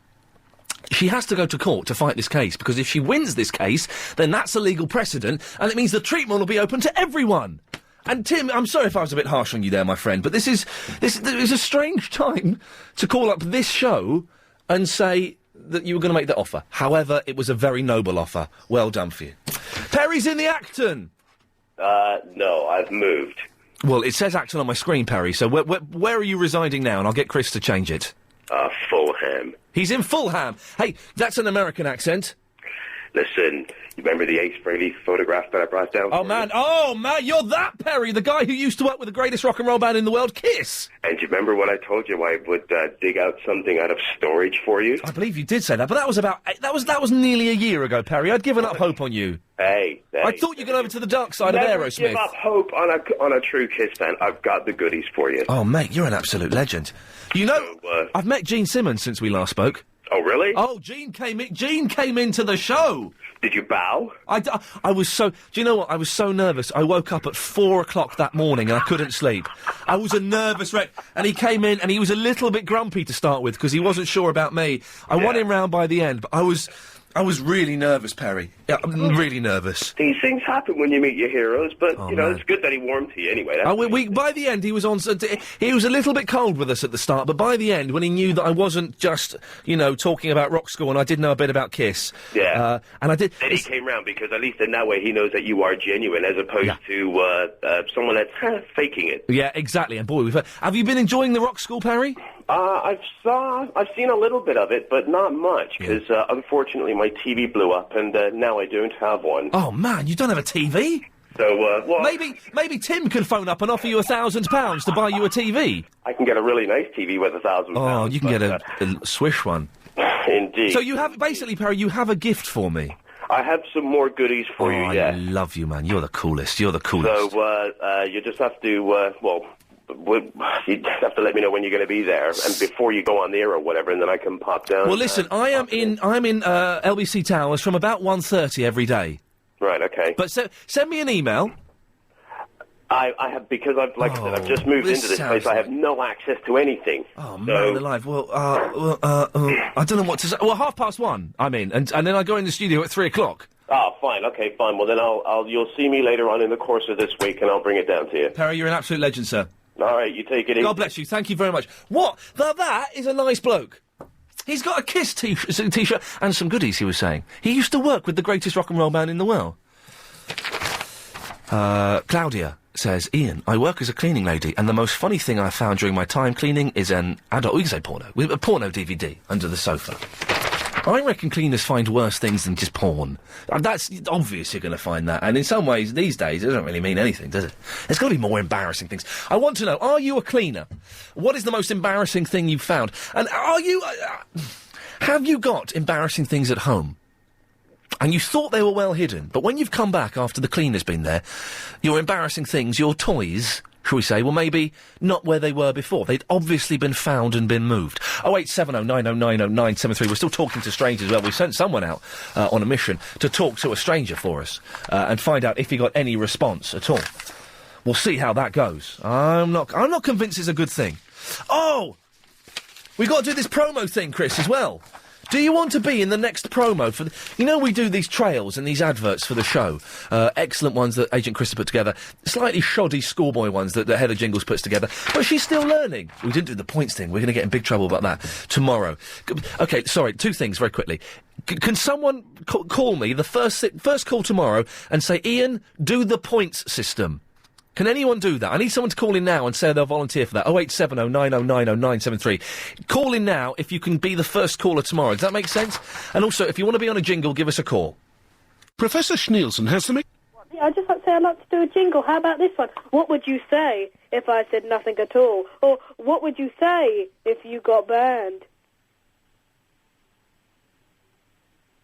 Huh? Hello? Hello? Hello? Yeah, do you know what? I've tried so hard to be I've been loyal, I've been honest, I've listened to you since you've come on Drive Time, I've been there for the weekends, I've been there in the hard times, been there in good times. What'd you do? You banned me. And you know why? Because you're jealous. Because it's just not fair. I'm such a decent person, and I get banned, and I get abused, and now I'm banned from Caroline's show, I'm banned from Clive's show, I'm banned from everyone's show except for Alison's Bell. That's the only one I can get on, and it's not fair. It's ruining my life. Ian Lee has ruined my life. Thank you very much. Ian? Ian? Oh, I'll tell you what, do you know what? Drive Time, it's an excellent song. You've done really well, but I've been there for you, Ian, and... it's really hard, I've been there, and then all of a sudden, I bet you can't even remember what I did, all of a sudden, I'm banned. I'm gone forever. Hello? Hello? Hello? Can anyone hear me? Yeah, I can hear you. Who's this? Oh, it's Mandy. Hi, I didn't know where... yeah, Sorry. This is LBC. You're live on LBC now. Oh, right, good, okay. What would you like to talk about? Well, I wanted to say to Ian, actually, that he's been talking about people with saves, and he's getting it wrong. It's actually safes, with a f, not a v. Unbelievable. Yeah, I know. What is he like? I just thought I'd phone him up and, put him right, basically. You need to correct him, What else would you... Anything else you want to talk about? Any of the other topics?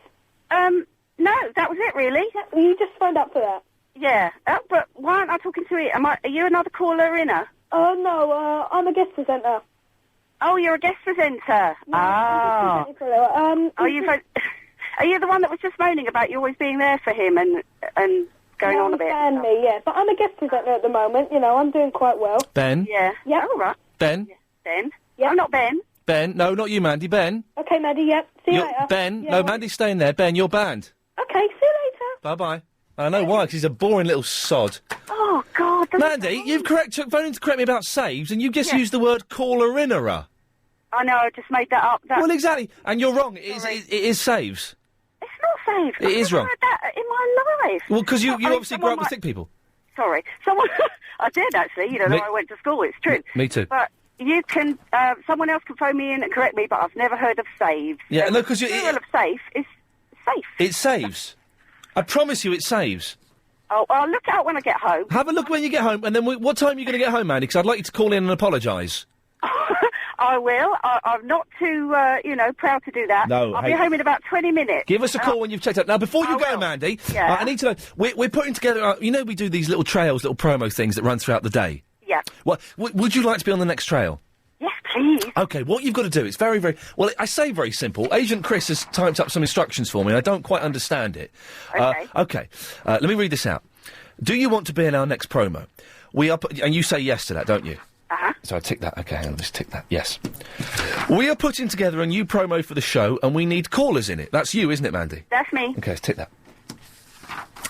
It is based around the time of day this show is on and what you're doing while you're on air. Can you come on and say what it's time to do when this show comes on? Yes, I can do that, yeah. Well, to do it, I don't quite understand it, but go on then. Tell me what it's time to do when this show comes on. Just remind me what time the show comes on. Sorry. Yeah. Is it 3 or half 3? I can't remember. It's 3 o'clock. Oh, it's 3 o'clock, It's sorry. 3 o'clock in the afternoon. Until what time?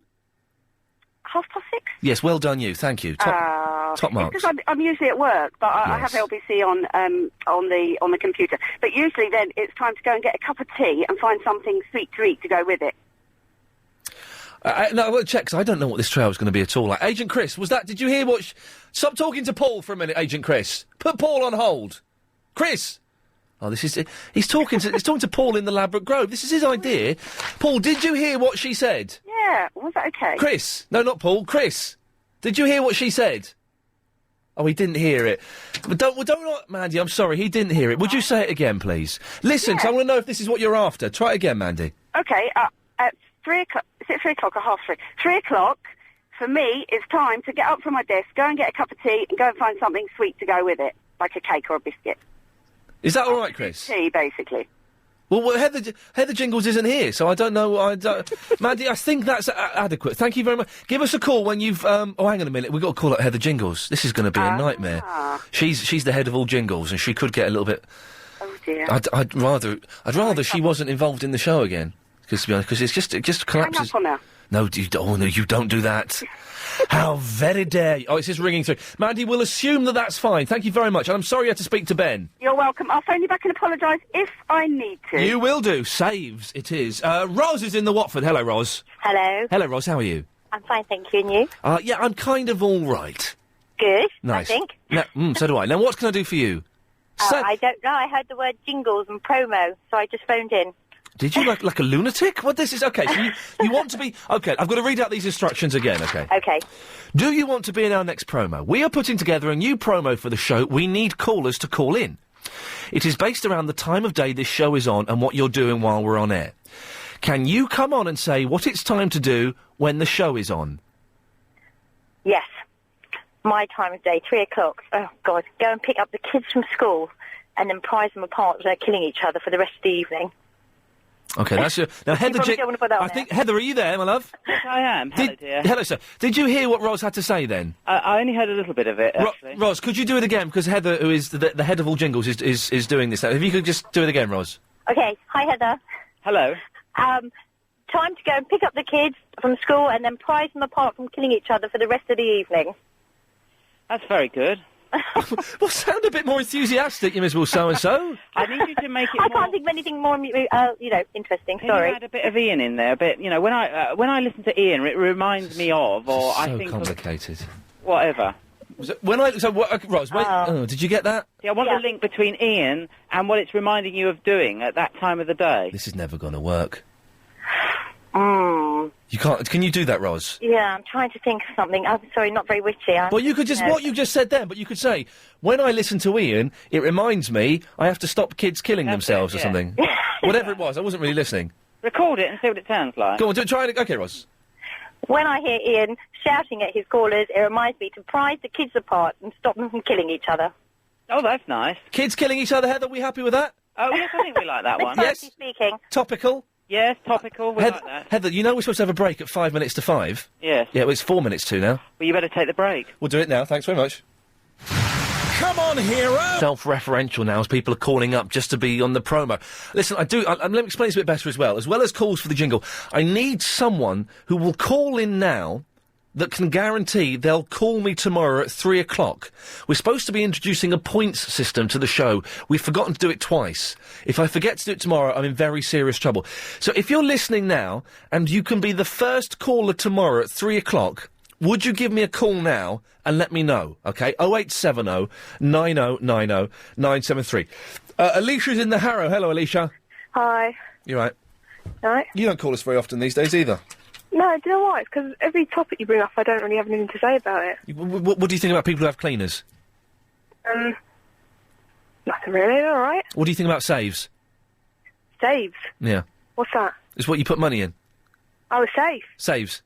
More than one safe, it's a saves. I've got a little save. Well, there you got that. You can talk about it then, haven't you? If you've got saves, you can talk about them. Yeah, but not... It's a bit boring, isn't it? It was Chris's idea. Oh, okay. Yeah, it was Chris's idea. It's rubbish. And as well, the strangers thing. Yes. I could talk to people, but do you know what? I said to one person who started talking to me, it was a bloke. He was a tiny bit weird, so I just said to him, I don't really want to talk to you. And he goes, oh yeah, that's fair enough, you know. Oh no, he actually said girl, that. You know. Right, he actually said that's fair enough, did he? Yeah. Oh, that's heartbreaking. Then I felt kind of bad. Well, you shouldn't feel bad, do you? But that's why I don't do it, because they'll have to accept it, won't they, if you say it? But Yeah. it will make them... Yeah, of course you're going to feel a bit bad. I thought, but I speak to, there was this old woman, but she started telling me she had piles. I kind of yeah, she goes to me, because she went, oh, but that was because the bus bumped up and down. She went, oh, terrible piles. I haven't told anyone I've got piles. What? You haven't got piles? Oh, I've just told everyone, haven't I? You've got piles? Everyone gets them at some point in their life. I never had piles. You're only young. You'll get them at some point. Bad diet. I went to the doctor about this. It's true. It's because the toilets that we sit on are designed incorrectly, so you don't flush yourself out properly. Absolutely true. I don't even really know what they are. It's just because you can't sit down properly. They're kind of nodules around your... Well, let's just leave it. Alicia, you have to wait to the other side of the news. 0870 9090 973. More of your calls after the news. Yes. I'm being soppy. You're being very soppy, Barry, but bless you for doing that. OK, what are we talking about? Oh, dearie me. Saves, talking to strangers, and we're doing... This is so complicated. This is the sort of stuff that you shouldn't need to know about. This is like the director's commentary on a DVD.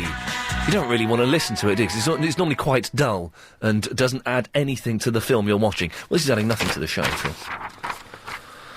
We're trying to create the promo. There's the little 30-second trails that you hear throughout the day on the station. We're trying to create our new one. Heather Jingles has said we've got to do it on the radio or something. I don't know. I don't know. So anyway, we've got Alicia in the Harrow is called in to be... You've called in to be on the jingle, haven't you? The promo, haven't you, Alicia? Yeah, but you don't need me to think of something to say. I can't think of anything to say. Oh, you've just been waiting for 8 minutes, you silly moo! No, I can't. I can't think of anything to say, so I was thinking... Why have you called in, then? To be on the promo, but I thought you gave us lines. No! Can you give me a line? Because I want to be on it. But you've got to come up with something brilliant to say! I didn't know. You just said ring off if you want to be on the promo. All right, finish this sentence. Okay. When I listen to Iain Lee on the radio... No, let me do it again. Hang on. I'll get the station naming, because that's good. When I listen to Iain Lee on LBC 97.3... What? I don't understand. I can't think of anything to say. So? Finish the sentence, silly woman. I can't. Okay, here we go. Try again. Try again. Oh. Try again. When I listen to Iain Lee... I can't think of anything. Can you not give me a line? Well, what? Oh, this is awful. What do you do when you're listening to the show? I just listen to it, and sometimes I sort my bag out and stuff. Sort my bag out. Here we go. Okay, we've got it. We've got a trail. What you've got to do, Alicia, is say, when I listen to Iain Lee I sort my bag out. Oh, okay. When do you want me to say it? Okay, are we recording? We're ready to go. Okay, here we go. 1, 2, 3. When I listen to Iain Lee, I sort my bag out. That is never going to get on there, because that's rubbish. That's what I mean. I need something to think of. But that's the, if that's what you... We want to get a little bit of truth in this. So if that's what you genuinely do, then we'll have to go with it. But that won't be on the trail. I'll put it on. Go on. It's not up to me. It's Heather Jingles that does it now for some reason. Oh, all right, okay. She's a moody sod. Is that a he or a she? Who knows, Alicia? Who knows? 0870 90 90 973. Jeanette's in the Croydon. Hello, Jeanette. Hiya. Hey, Jeanette, what can I do for you? I was just ringing to say I can ring you at 3 o'clock and remind you to do your point. Okay. So this is a thing that the management have been insisting we do. We were meant to do it on Friday, we didn't. We meant to do it today, we didn't. So it's a point system we have to introduce to the show to try and make sure we're achieving all our targets. So you can call me on 3 o'clock tomorrow. Yeah. And say, Iain, don't forget the points. Okay. You promise? What are you doing tomorrow, Jeanette? I'm working, but I rang on Friday. I do the home care, so I'm in the car anyway. So I'll just give you a ring. Nice one. You can, but the thing is, if you do it at 3:15, it's too late. No, it won't be 3:15. It'll be 3 o'clock, dead on. Oh, you promise? Promise. And if you don't, can I sue you? I've not got much to sue me for. Well, I'll take whatever you've got. 5p. 5p will do me fine, Jeanette. Thank you very much. Well, that's that booked. Thank God for that. Someone sent me a very complicated email, which I didn't understand. Ash, thank you. Iain, accept this meeting invitation, and it will pop a reminder into your Outlook Express, or Outlook, which will come up at 3 o'clock tomorrow, reminding you of the point system. It's okay, by accepting the meeting, you don't have to get up and go anywhere. You're not committing yourself to meeting me. It's not a trick by some crazy. Yeah, I couldn't get it to work, though, so, I might. Bryony's in the Isleworth. Hello, Bryony. Hello, how are you, Iain? Yeah, I'm fine, Bryony. How are you? I'm fine. I've got a bit of a sore throat, so a bit of a husky voice going on. Oh, I'm liking the husky voice. Are you bunking off work? Yes and no. I've just sort of given up some of my work, so I've been a bit sneaky with that, really. What do you mean, yes and no's a bit? You've given up work? Well, I've given up some of my work, because I'm getting married in May, and it's a bit stressful. What, marriage? Yeah. Yes. Do you not get on with the fella? You're not looking forward to it? Oh, no, I do. You love him, do you? Yeah, I do. That's the only prerequisite? Exactly. Yeah. Exactly. So you've given up a bit of... So is he really rich, Brian? Is that why you can afford to give up some of your job? No, Nice. but Good girl. he can keep me in the manner to which I like. Yeah. I like it. I want to marry someone rich. I don't want to be the rich one in a partnership anymore. Oh, there's Heather Jingles. Hello, miss, you all right? Hello, Bob. They're having a meeting in there. Having a meeting. One of them's getting sacked. No, I think they're recording the podcast for Clive's. Clive Ball must be in the other room recording a premium podcast, and well done him for doing that. Now, Bryony, you've called in because you want to be part of this jingle thing, do you? I do. Bob's I got really do. He's got a very chunky jumper on, isn't he? He likes his chunky jumpers, does Bob? Now, why do you really... What do you think you... OK, we're getting loads of people calling in for this now, so I'm going to have to do a little interview system. Why do you think you will be suitable for our promo, Bryony? Because I think I can do a great voiceover. I love the name Bryony. I think it's a really nice name. Thank you. OK, that's inappropriate behaviour. OK, well, then, Bryony, away you go. OK. 3 o'clock, that means it's time for Iain Lee on LBC 97.3 and a creamy bar of chocolate. Well, it sounded a bit sarcastic at the start, then by the end it sounded like a pervert's dream. It all got a little bit sleazy, Bryony. It did get a bit sleazy, didn't it? I like that. What creamy bar of chocolate do you like? I like Galaxy, and I like Green and Black's organic vanilla. Oh, Green and Black's, look, I think we can say this without exception, is the best chocolate in the world. Oh, yes. So are you quite fat? No. Oh, OK, so you work it off? I do. Lots of dancing. Yes. Oh. Not that sort. I was earlier in the day, I was walking past a couple of women, and as I walked past them, one of them said, "So yeah, I'm going to take up lap dancing," and that was all I heard of the conversation. But boy, oh boy, did it put off images in my head. I think that's fine, Brian. I'm a little bit embarrassed that we're doing this on the air. I think it's very unprofessional. But Chris and Heather have kind of concocted this thing that we have to do it. So fingers crossed, you'll be on there. Excellent. But I can't guarantee it. No problem. God bless you. Thank you. All right. Bye-bye, Bryony. There we go, you see. 08709090973. This is ridiculous. It's become so self-referential. People aren't calling in for the topics now. They're calling in because they want to be part of this flipping promo. I've still got a lot of things to come in the show today. We've got the 5:38 Daily Correspondent Update. Don't forget, this week, 3 of the correspondents will be sacked. Now, if you don't know what the correspondents are, go to the LBC website, go to my page. Basically, there's a list of about 50 or so experts on a wide variety of things, and every day they call in and they give us one fact, an update. A little bit of news that relates specifically to their world. We'll be doing that. After 6, it's Triple M, Mixed Mental Mayhem, where we take your calls straight to air. No screening, so you can come on and do pretty much anything. There's a couple of rules, but we'll go through those later on. And probably about 6:18, quite specifically, we've been asking you to send in your MP3s, bits and pieces you put together and produced.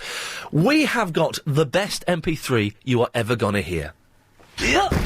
That looks a bit tidier, Bev. Yeah. Hang on, I can fire it off from here. I've got it here. Hang on, I've got what we need here. Here we go. Oh, no, it's that. There we go, that'll do. The computer's crashed. Mum, the computer's broken. What do I do? Just switch it off and switch it on again. Okay, lovely. Whoa, hey! Whoa, hey, it's like that time in college when someone spiked my drink with what I suspect was LSD. Oh, dear. OK, 0870, things have gone a little bit shambolic, and a member of the technical boffin team is here in his white coat, and his thick glasses, and he's hopefully going to put it together. Don't really care. I suspect sabotage from Gary King, to be honest. It's the kind of thing Gary King would do, and consider it to be a prank. I'm Gary King. This is my prank. Listen, the Iain Lee show's a little bit crazy, but it got a whole lot crazier when I messed around with his computer. This is what happened. I'm Gary King. Gary King should do a blooper show for LBC. Bloopers. Anyway, Harry's in the Herne Hill. Hello. Hello. Are you ready for this? I think... I hope I get this right. OK. Normally, at 3... Oh, are you doing a jingle? Oh, crikey. I'm sorry, we weren't ready. Hang on, I've got to check. I'm getting too old for this. No, I've got to check. Agent Chris, can we... me about you. Oh, he's a stroppy so-and-so. Can we record even with our technical difficulties? We can do that, can we? OK, Harry, away you go. You're on loudspeaker, is that all right? Yeah, away you go. Sorry? You're not that bloke from Grange Hill, are you? Because you're being really stroppy. Oh, really? Yeah. Go on. Right, let me pull over. Loudspeaker, I'm coming off loudspeakers. The boys don't want to take part. Oh, loudspeakers. Oh, the boys don't want to take part? I don't know why. Miserable little so-and-sos. They are, I agree. OK, let me pull over. OK, you pull over. Hello? He's gone. He's gone. Anthony's in the Greenwich. Anthony! Hello. Now, you're the lunatic who bothers people in lifts, and we asked you to go off and speak to a stranger. No problem. I've done 2. I could have done more. I was waiting. I think you're brilliant. OK, the first stranger you went and spoke to, what did they look like? Who were they? He was a guy called, his name's Wang. And he was selling, This is going to be a really bad joke, isn't it? Is it? No. Are you going to tell us a bad, slightly offensive, in a sexual and a racial way joke? Oh, no. OK. His name's Wang, he said. OK, his name's Wang. Yeah, and he was selling, DVDs. So I was mucking about, and I said to him, can you get me Iain Lee's podcast on DVD? Yes. And he kind of looked at me for a while. Then I just asked him what DVDs he had. Yes. Then I said, how long has he been doing this? And he just told me. Then So I hang asked on, him his name. you've gone and spoke to someone, and you've gone and spoken to a criminal. Pardon? Was he selling the Johnny Cash film? No, he was trying to flog Big Mama's House. Oh, Big Mama's House 2. Yeah, who's going to... Yeah. I can't believe they made a sequel to Big Mama's House, for God's sakes. I can't remember what the first one was like. Well, no, it was just a rubbish film with Martin Lawrence, I think, isn't it? I've seen the phone box posters for Big Mama's House 2. So you spoke to a hooky DVD salesman called Wang. Then I spoke to a nice guy called a postman called Francis. He told me he's a postman by his occupation as a postman, and we were just talking about... Was he a postman, Anthony? Well, he said he was. Right, yeah, postman.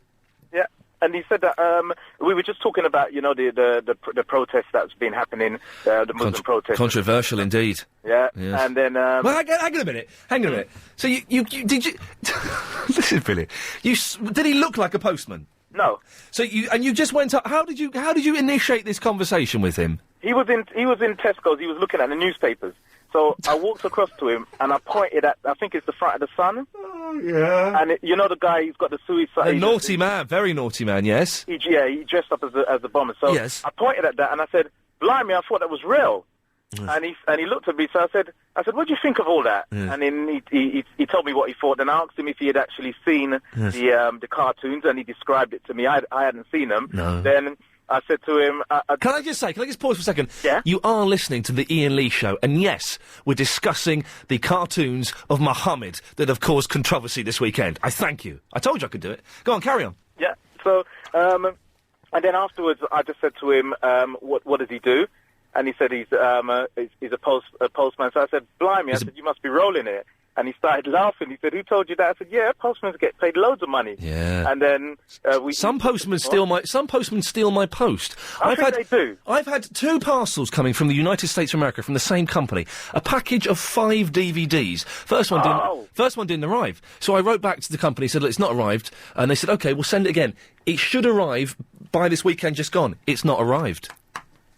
I think they're on the take. They're on the take. Thing is, it's Andy Kaufman DVD, so people aren't going to really dig them. But I do think that and the bloke delivering my post today, it was a boy. It was a young boy. It wasn't the usual fellow we have coming round who's a very nice chap, some kid.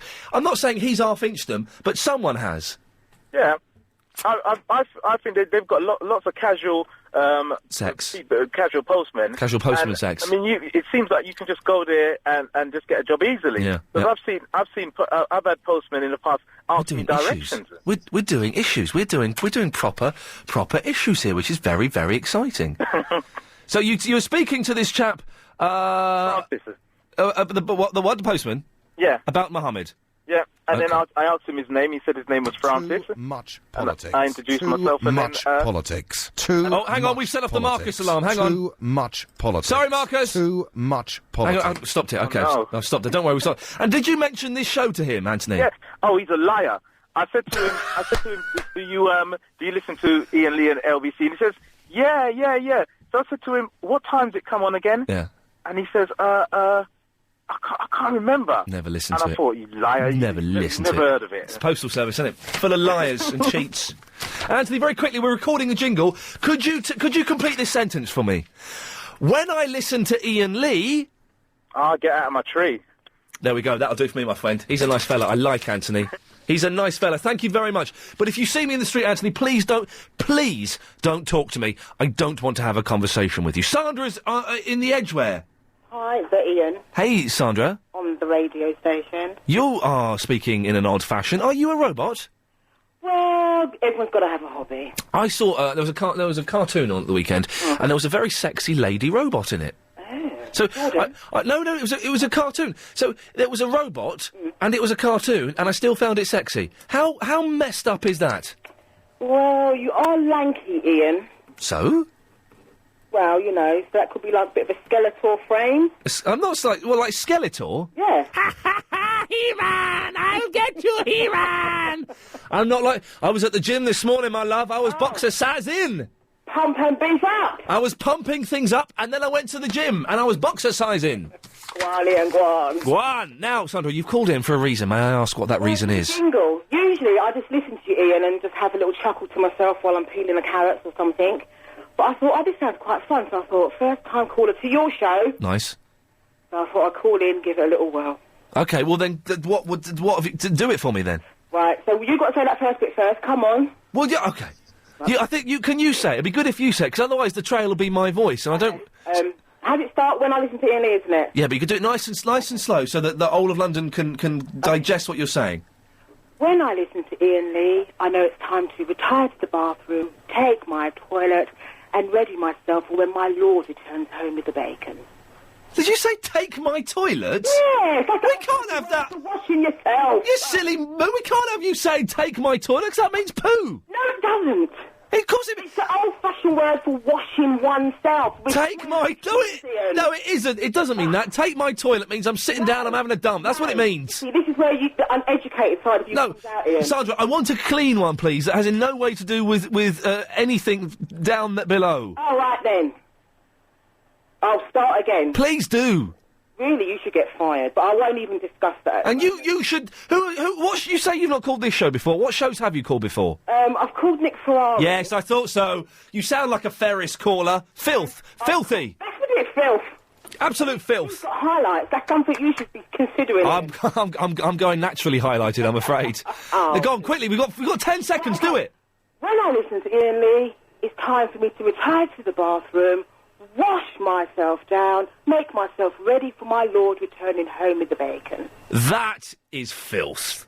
If what you were about to hear could this is getting a bit long, isn't it? Yeah, tell me about it. I haven't got time to speak. Very exciting there. But next studio next door, Heather Jingles, Bob and Clive Bull were recording a premium podcast, one of the ones you pay for. And we had to swap studios, and I've just turfed them out, only to find out we didn't have to swap studios. How angry are those three going to be with me? The computer's gone a bit knackered, so we can't get to any of my jingles or anything. I've ruined Clive Bull's podcast. For some reason, this studio stinks. Does someone just come in here and cut the cheese? Because this is rank. This is rank. Carl's emailed in. Yes, Carl, I totally agree with you on everything you say there. The show's gone a little bit shoddy. Shoddier than normal. The computer's still not working, so some things may be different. But bear with us, who cares? Crystal's mum! Hi, Ian, how are you? Hello, Crystal's mum, how the hell are you? I'm okay, but Crystal and Splash are terribly sick. Oh, no, what's wrong with Splash? Oh, he's got the bird flu. Oh, dear. He's got the fish flu. Oh, dear, well, I'm very sorry, but they'll be fine. Well, have they been to the doctors, or is it just a case of lying in bed and drinking water? Tender, loving care, you know how it is. Hey, but listen... I'm making sure that I fill up her end of the correspondent bargain, and I'm here to just represent. Oh, representing it! That's right. Can you do a Splash voice? No, I can't, sorry. Hello! Oh, no, I can't do Splash voice. Now, but you want to be on the jingle, do you? Well, I sort of had one that might be interesting. You can see, you can decide. OK, well, let's have it. I think we're ready to record. Here we go. Away you go. When it's 3, it's time for Iain Lee. That's the time to go crazy with Iain Lee, baby. And, sorry, and the funny one is... You're so wicked. Oh, I see, that was it! Oh, I'm so sorry! I'm so sorry. I can barely apologise. Be careful, I'll smack you on the back of your legs, Ian. Oh, hello, cheeky. Now, OK, well, that's fine. We've got that in the file, I believe. That could... to be honest, I think it's a little bit cheeky that we're doing this on the radio. Do you know what I mean? I think it's a little bit naughty. You reckon? Well, this is the sort of stuff that anyone who's... Let me explain a little bit of radio to you, Crystal's mum. Anybody who's good at making a jingle will listen through the show, will hear, oh, that bit's good, and they'll put together a jingle. That's how Agent Chris does it. It's excellent. Heather Jingles wants all these big production things, wants us to cheat, wants us to phone up callers off air, wants us to do... Oh, no, sir. No, not interested, but... You know, we have to do what he say, unfortunately. Oh. Hey, now, you're a mum. You must be really good at talking to strangers. Yes, I do, all the time. And I can never quite get my head around it. It makes me very, very uncomfortable. You know what's the best thing? When you have to talk to a stranger, yeah. If you start off with a smile, that usually breaks the ice. A smile breaks the ice. Yeah. Or they'll think you're a mental, and... One of the two. Yeah. Well, listen, Crystal's mum, send my love to Splash and to Crystal. I hope they get very, very well soon. Ian, I was on a train from London to Norwich, and a man on the train spoke to everyone around him about politics, football, religion, holidays, hobbies, all in a very loud voice. When he got up to get off, the whole carriage gave him a round of applause, and he thought it was because he was nice and chatty. But we all breathed a sigh of relief when he got off. There we go. Ian, there you go. Are you really related to Christopher Lee? No way, says Michelle. As for cleaners, they do go through your stuff, and they break things, spill stuff, and they never clean as well as Mum. Yes, mums are the best cleaners. There's no denying it.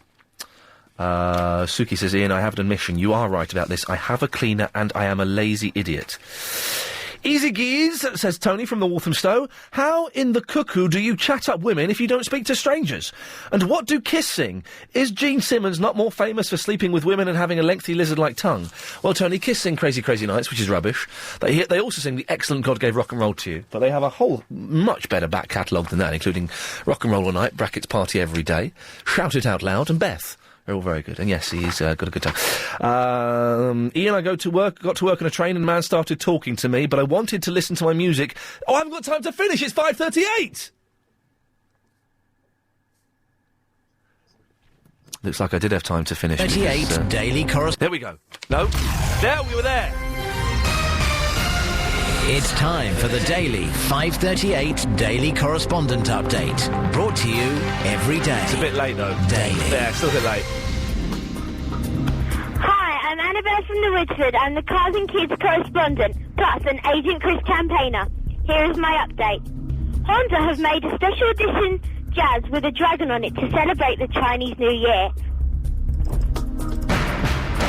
Agent Chris campaigner. Simon, the London Underground correspondent, says Victoria and King's Cross stations have the record for the highest number of tube suicides each year. Hello, this is Dave in Hackney, East London South correspondent. Did you know that the longest bus in the world measures an amazing 32 metres and it holds 350 passengers? There's a lot of people on the buses. La la la la la la la la. La la la la la la la la la. Raptor X, the iTunes LBC League podcast update, says over 100 are all the shows in LBC. At number 25 in the top 100, it's this show. I'm Ed, the eBay correspondent. Oh, he's Safes turned up. are rubbish. I'm selling mine on eBay. What are you selling on eBay? Safe. Faith? Yeah, a safe. Oh, safe! I thought you were saying faith! No, the little safe. So I've got a little safe, and it has nothing in it, and so I'm going to sell it. Was a Chris... An Agent Chris support campaigner? For campaigning for what? For your rights? Are we going to have Agent Chris Pride or something at Hyde Park? You don't deserve any rights. You're an idiot. An absolute idiot. Paul's in the Reigate. Hello, Paul. Hello, Paul. Hello? Hello, Paul. I'm not in the Reigate. Well, where are you? I'm in the Woking. I told you you're an idiot, Chris. He's in the Woking, you fool. I can only apologise. I was in the Reigate. That was about an hour ago. Yes, Although yes. He's hard on Agent Chris. He's pretty cool. No, he's not. He says, no, I'm not having it. What's this Agent Chris campaign? He's an idiot. No, let's get this right. I didn't support the campaign. Well done, thank you. He might be an idiot, but, he's all right.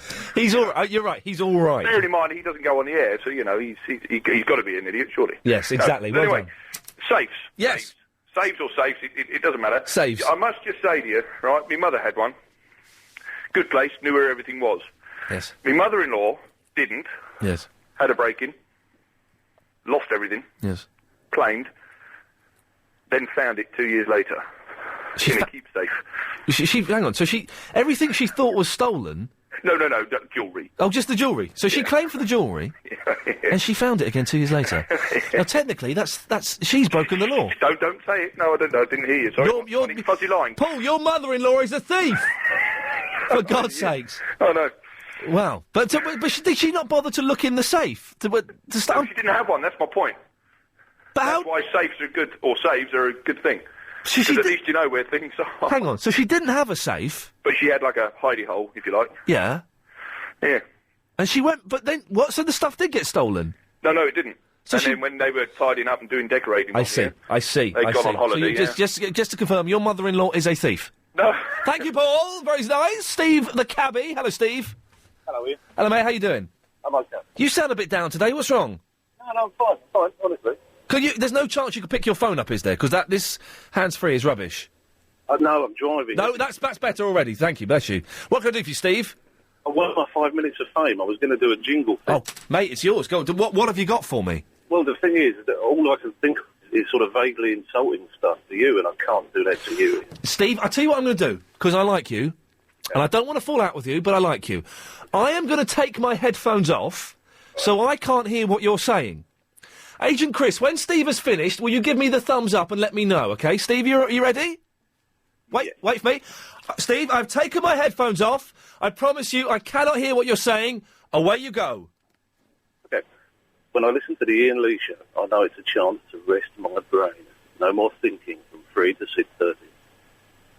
Okay, Chris has given me the thumbs up. I'm putting my headphones back on. Steve, I didn't hear what you said. And I look forward... Was it good, Chris? No, really, was it that bad, what he said? Don't tell me what he said, because I want that... Was it clean enough to go in a trail? Just about. Steve, listen, thank you very much. That was quite good fun, actually. There's something in that, me not listening to what's being said. I do that most of the time. Genuinely didn't hear what he said there, so hopefully that'll be in the trail and I'll get to hear it. Roland's in the Edmonton. Hello, Roland. Hello there, come straight to where? You certainly have, sir. Oh, right, okay then.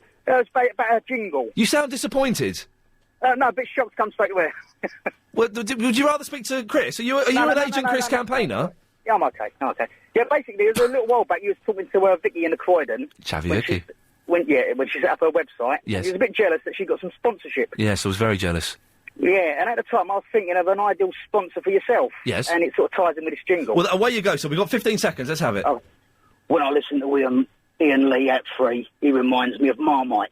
Ian Marmite Lee. You either love him or you hate him. Where did that voice come from? I have sort of voice with it, sort of East End gangster voice. Thanks very much. Okay, so Saturday after... Oh, hang on, I've had to go on and log on to this computer because my emails are full up and I've had to... Oh, it's all very confusing. Chris is travelling home. Hello, Chris. All right, mate. I'm at home now. Yeah, I managed to get home. Oh. There's no way you could go outside, is there? Eh? There's no way you could go outside and still be travelling for us, is there? Oh, yeah, no, but it don't matter, does it? Drive time show, it's a good show. Well, thank you, Chris. You're the first person that's ever said that. Anyway. No, it is a good show. That's the reason I rung you up. Oh, well, bless you. It's quite a good show. It's quite a good show. Well, I think it's one of the best shows on radio at the moment, yeah. What would you say is one of the best? What's the best? I don't know at the moment. I suppose yours is. It's amusing. It makes me laugh. When you're sitting driving a lorry or a van or whatever on the way home, it's funny. Yeah. Nice. It's quality. I like what you're saying, Chris. Now, so you've called in just to say that to me? No, as far as you was after about the, what is it, Shipwrecked? Oh, yes! Are you a fan of Shipwrecked? No, I'm not really, but I see it Sunday. I was overhung. You were what? I was hungover. Thank you. Yeah, and I was sort of, what's that, on the telly, and yes. It was that Shipwrecked, and I actually watched the morning one. That's the one you're on about. Yes, that is, Sunday morning. Yeah. About... And the girl you was on about, Myth, yeah. She's lovely, isn't she? Well, she ain't bad, no, yeah. She's not the most conventionally beautiful. There are more conventionally beautiful, but I like her because she's got slightly wonky teeth and a funny eye. Yeah, but I thought she was stunningly attractive myself.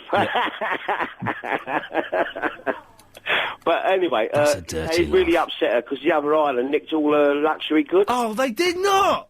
Yeah, what, they come over and camped out of a night time. Oh, that's good. And, because they're not allowed to swim in the lagoon overnight or something. Okay. So then they camped out, and in the early hours, they nicked all the gear. Yeah. All their special stuff. Yeah. Because they have their special little floating thing in the middle of the sea, don't they? And they drop, like, luxury goods on there. That's it. And they nicked all their luxury goods. Yeah.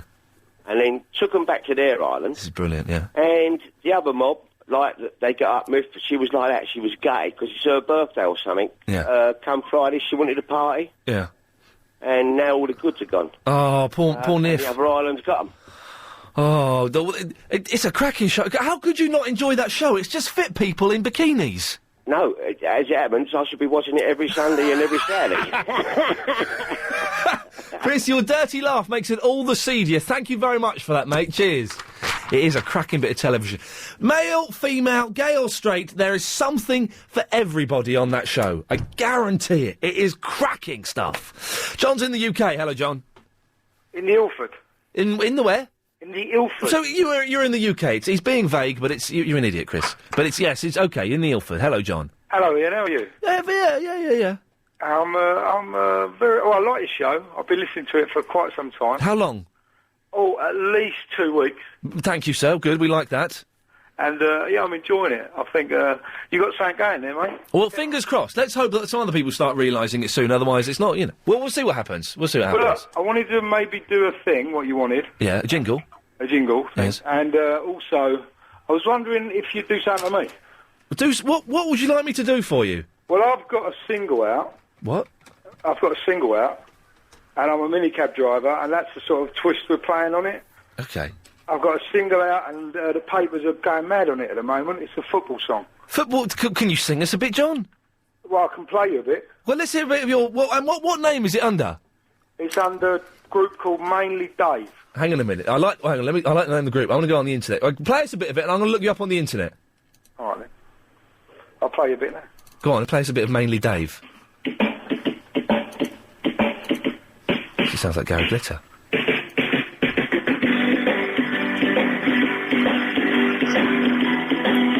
you like the start? Yeah, when does it get to the singing? Alright. Shall I sort of forward it or leave it? It's coming in now. Alright, go on. Blooming hell, it's rubbish. This is awful. John, this is awful! Do me a favour. This is the most rubbish song I've ever heard in my life! You haven't even heard it? I'm hearing it! Oh, stop, please. Who's that? Oh, that's your missus. Was that her? John! Yeah. What does she want? She's going to turn that blooming rubbish off. Turn that crap off. Yeah, I can understand. John, that's awful, mate. I wish you the best of luck with it, but I don't want to ever hear it again. Now, you can do...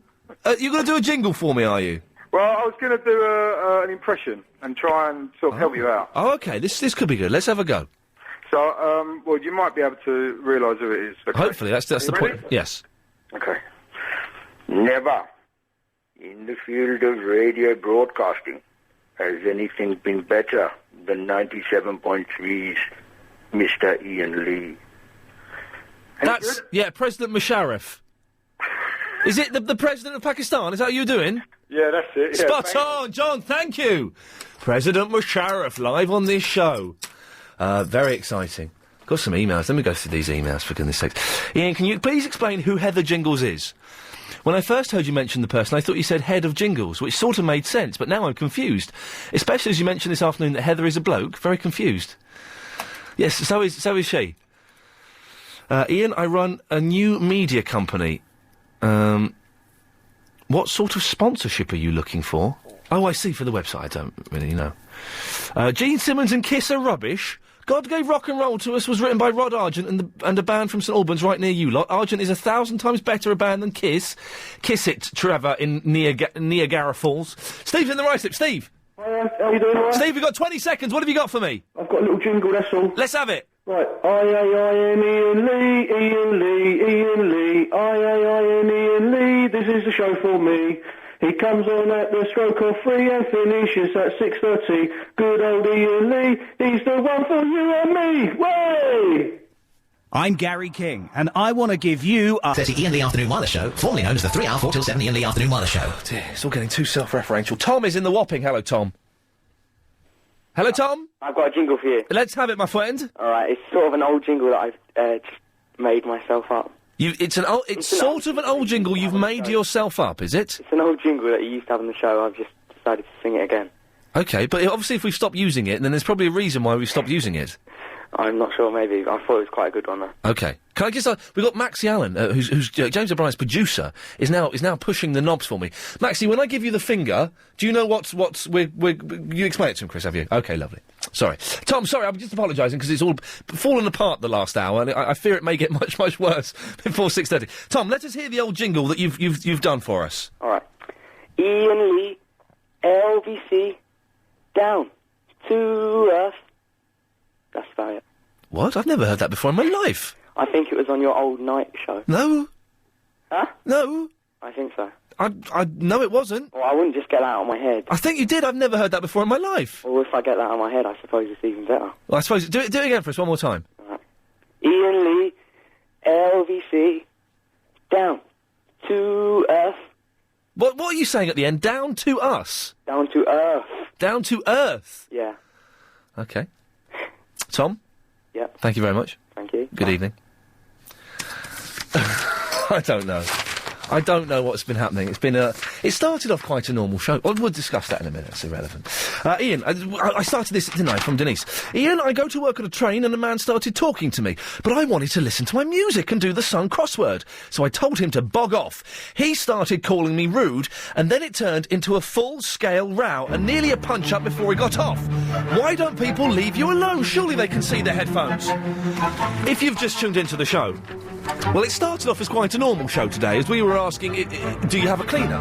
If you have a cleaner, then you're a lazy idiot. Then we were talking about saves. You know, the things with the combination you put stuff in. And then it all kind of fell apart as the computer crashed. I went in and steamed into the next studio when I didn't need to. It all sounded a bit like this. Save Madison Safeway. I'm sorry, but... 6th of February, my gift to you, London. It's been all right. We can get better as the week goes on. I don't mind making the show get better. Coming up, it's the last half an hour of the show. Agent Chris is going off to his football practice. He's already got his shorts on and his boots, and he looks quite cute, it has to be said. We'll be playing Triple M, which is where we take your calls straight to air. There's a 7-second delay, so don't do any swearing or anything naughty like that for many reasons. Firstly, it won't get on the radio because we'll dump it. And secondly, you'll be blacklisted and will not be able to call LBC ever again. Also, we have been asking you to send in your MP3s, little bits of things that you've produced and put together yourself.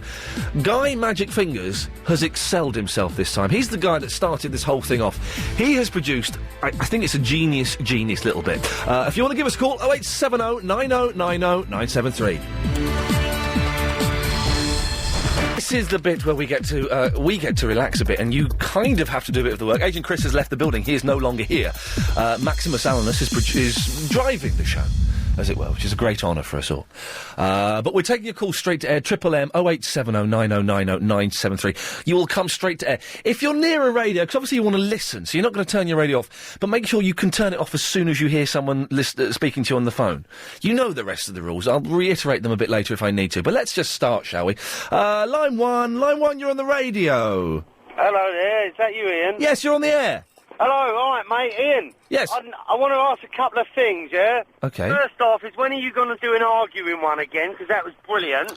Well, we had kind of an arguing thing last week, unintentionally, when everyone phoned up to have a go at me. Oh, no, I must have missed that, because I only catch you when I'm on the way home from work, and maybe I work late. Yeah, last Thursday it was a cracking one. There'll be a podcast of it somewhere. And, well, that's the other problem, Ian. Yes, Last time I phoned you, I was Mark from the Isle of Dogs. Yes. And I asked you if you could put it on the podcast so I could play it to my daughters, and you didn't. Right.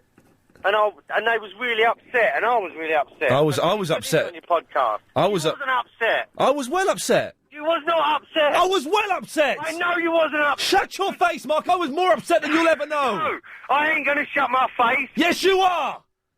Apologies, Maxie. Maxie's looked terrified. I'm sorry. We're all relaxed and calm again. I don't know where that came from. It's been so peaceful. Line 2, you're on the air. Hello, Ian. Hello. I've seen you in the gym this morning doing a little bit of boxing. Oh, no, you didn't. I did. I looked silly, didn't I? Yeah, do you do that for exercise, or you just like hitting that boy? I do. He is a young lad, Luke, isn't he? Yeah, I do quite get a bit of pleasure from gently tapping him. He's a big fella, though. He's the same size as you, isn't he? Oh, he could. He could. And the thing is, he started hitting back now, but before it was like little taps. But now he's properly going for it. Right, so would you go all the time there then, or is that just a new thing, this boxing? Are you trying to pick me up?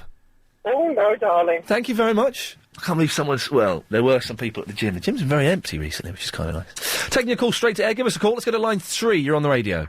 Hello, Ian, it's Peter. Hello, Peter. I must say well done, because I was listening earlier on and you said the Slovakian girls are very nice, which I agree, obviously Slovakian. I was just wondering, how would you know it? How would I know that Slovakian girls are very nice? Only through pictures that Guy Fingers has sent me of his cleaner. Oh. I can assure you that if a good-looking girl is very, his cleaner, she's Slovakian, because she's absolutely wonderful. But, can I ask you one question? You certainly can, why the hell not? After all those problems with Agent Chris, I was wondering for a long time, are we talking in LBC? Is it the presenter who's choosing the agent, or is it the agent who's choosing the presenter? I mean, like, who's kind of pairing you up together? Well, the boss kind of pairs us up together, but luckily, Agent Chris and I tend to get on quite well, but sometimes we fall out, and I'm looking... I see Maxie Allen is behind the glass. I don't know, Maxie, if you'd be interested in producing this show, but it's something we could chat about maybe in the near future. I know, because James has had a bit of a week off. I think maybe he's lost his... We'll have a chat after the show, Maxie. Thank you very much for your call. Interesting point there. And an amazing accent, wasn't it? What an accent. Line 2, you're on the radio. Ian. Yes, hello. Hello, mate. My name's Rahan from Slough. Hello. I'm on my way to work. Yeah. What I wanted to talk to you about was the protests that are going on in London. Oh, do you know what? I can't really be bothered. To be honest, this isn't... Speak to Nick Ferris in the morning. He's good at that sort of stuff. Line 4, you're on the air. Bothered. To be honest. Let's wait. It might be worth it. Speak to Nick Ferris in the morning. He's good at that. Hello. Line 4, you're on the air. Hello. Ian. Hello. Yes. Barcelona cinemas rule, okay? Thanks very much. It wasn't worth the wait, was it? But sometimes you've got to take that risk. 0870 90 90 973. Line 1, you're on the radio. Are you ready? Yeah. Okay, here we go.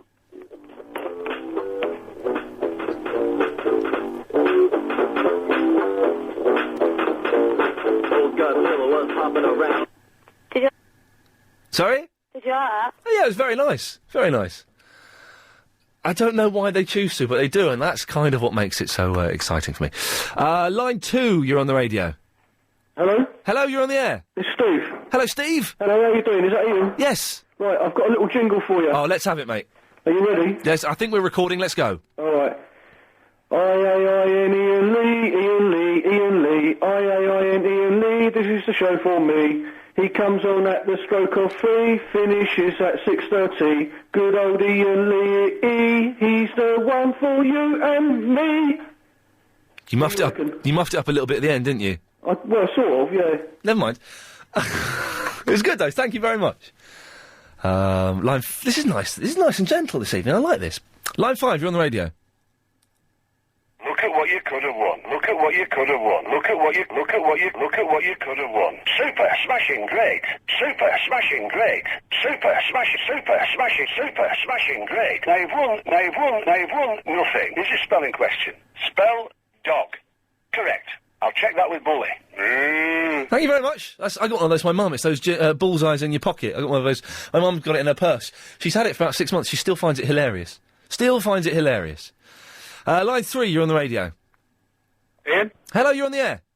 There's a man called Ian Lee. He works for LBC, and like me, likes Corrie. But I hope he hates Ashley, you cheeky little monkey. Thank you very much. I quite like Ashley, although his voice is irritating, it's got to be said.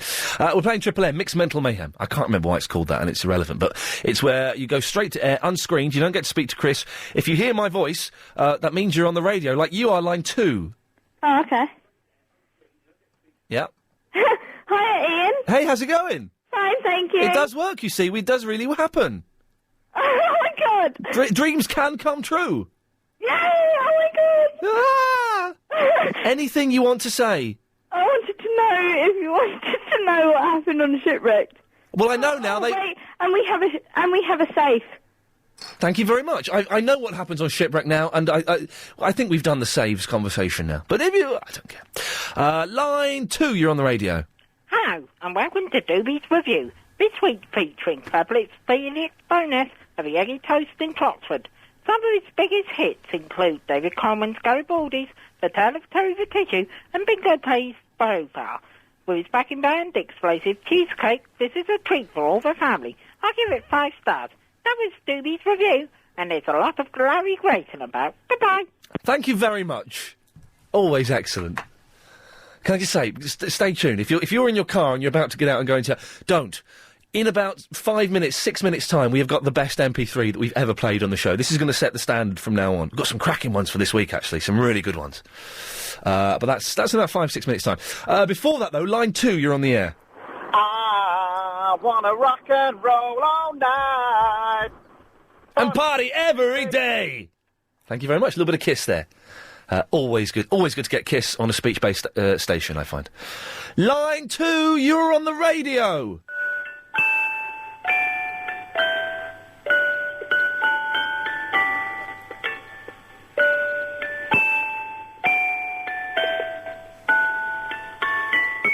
Bum, bum, bum. Thank you very much. Line 3, we've got time for one more, haven't we, before the break? Yes, we have. Line 3, you're on the air. The Ian Lee Show is the best. It entertains our work and rest.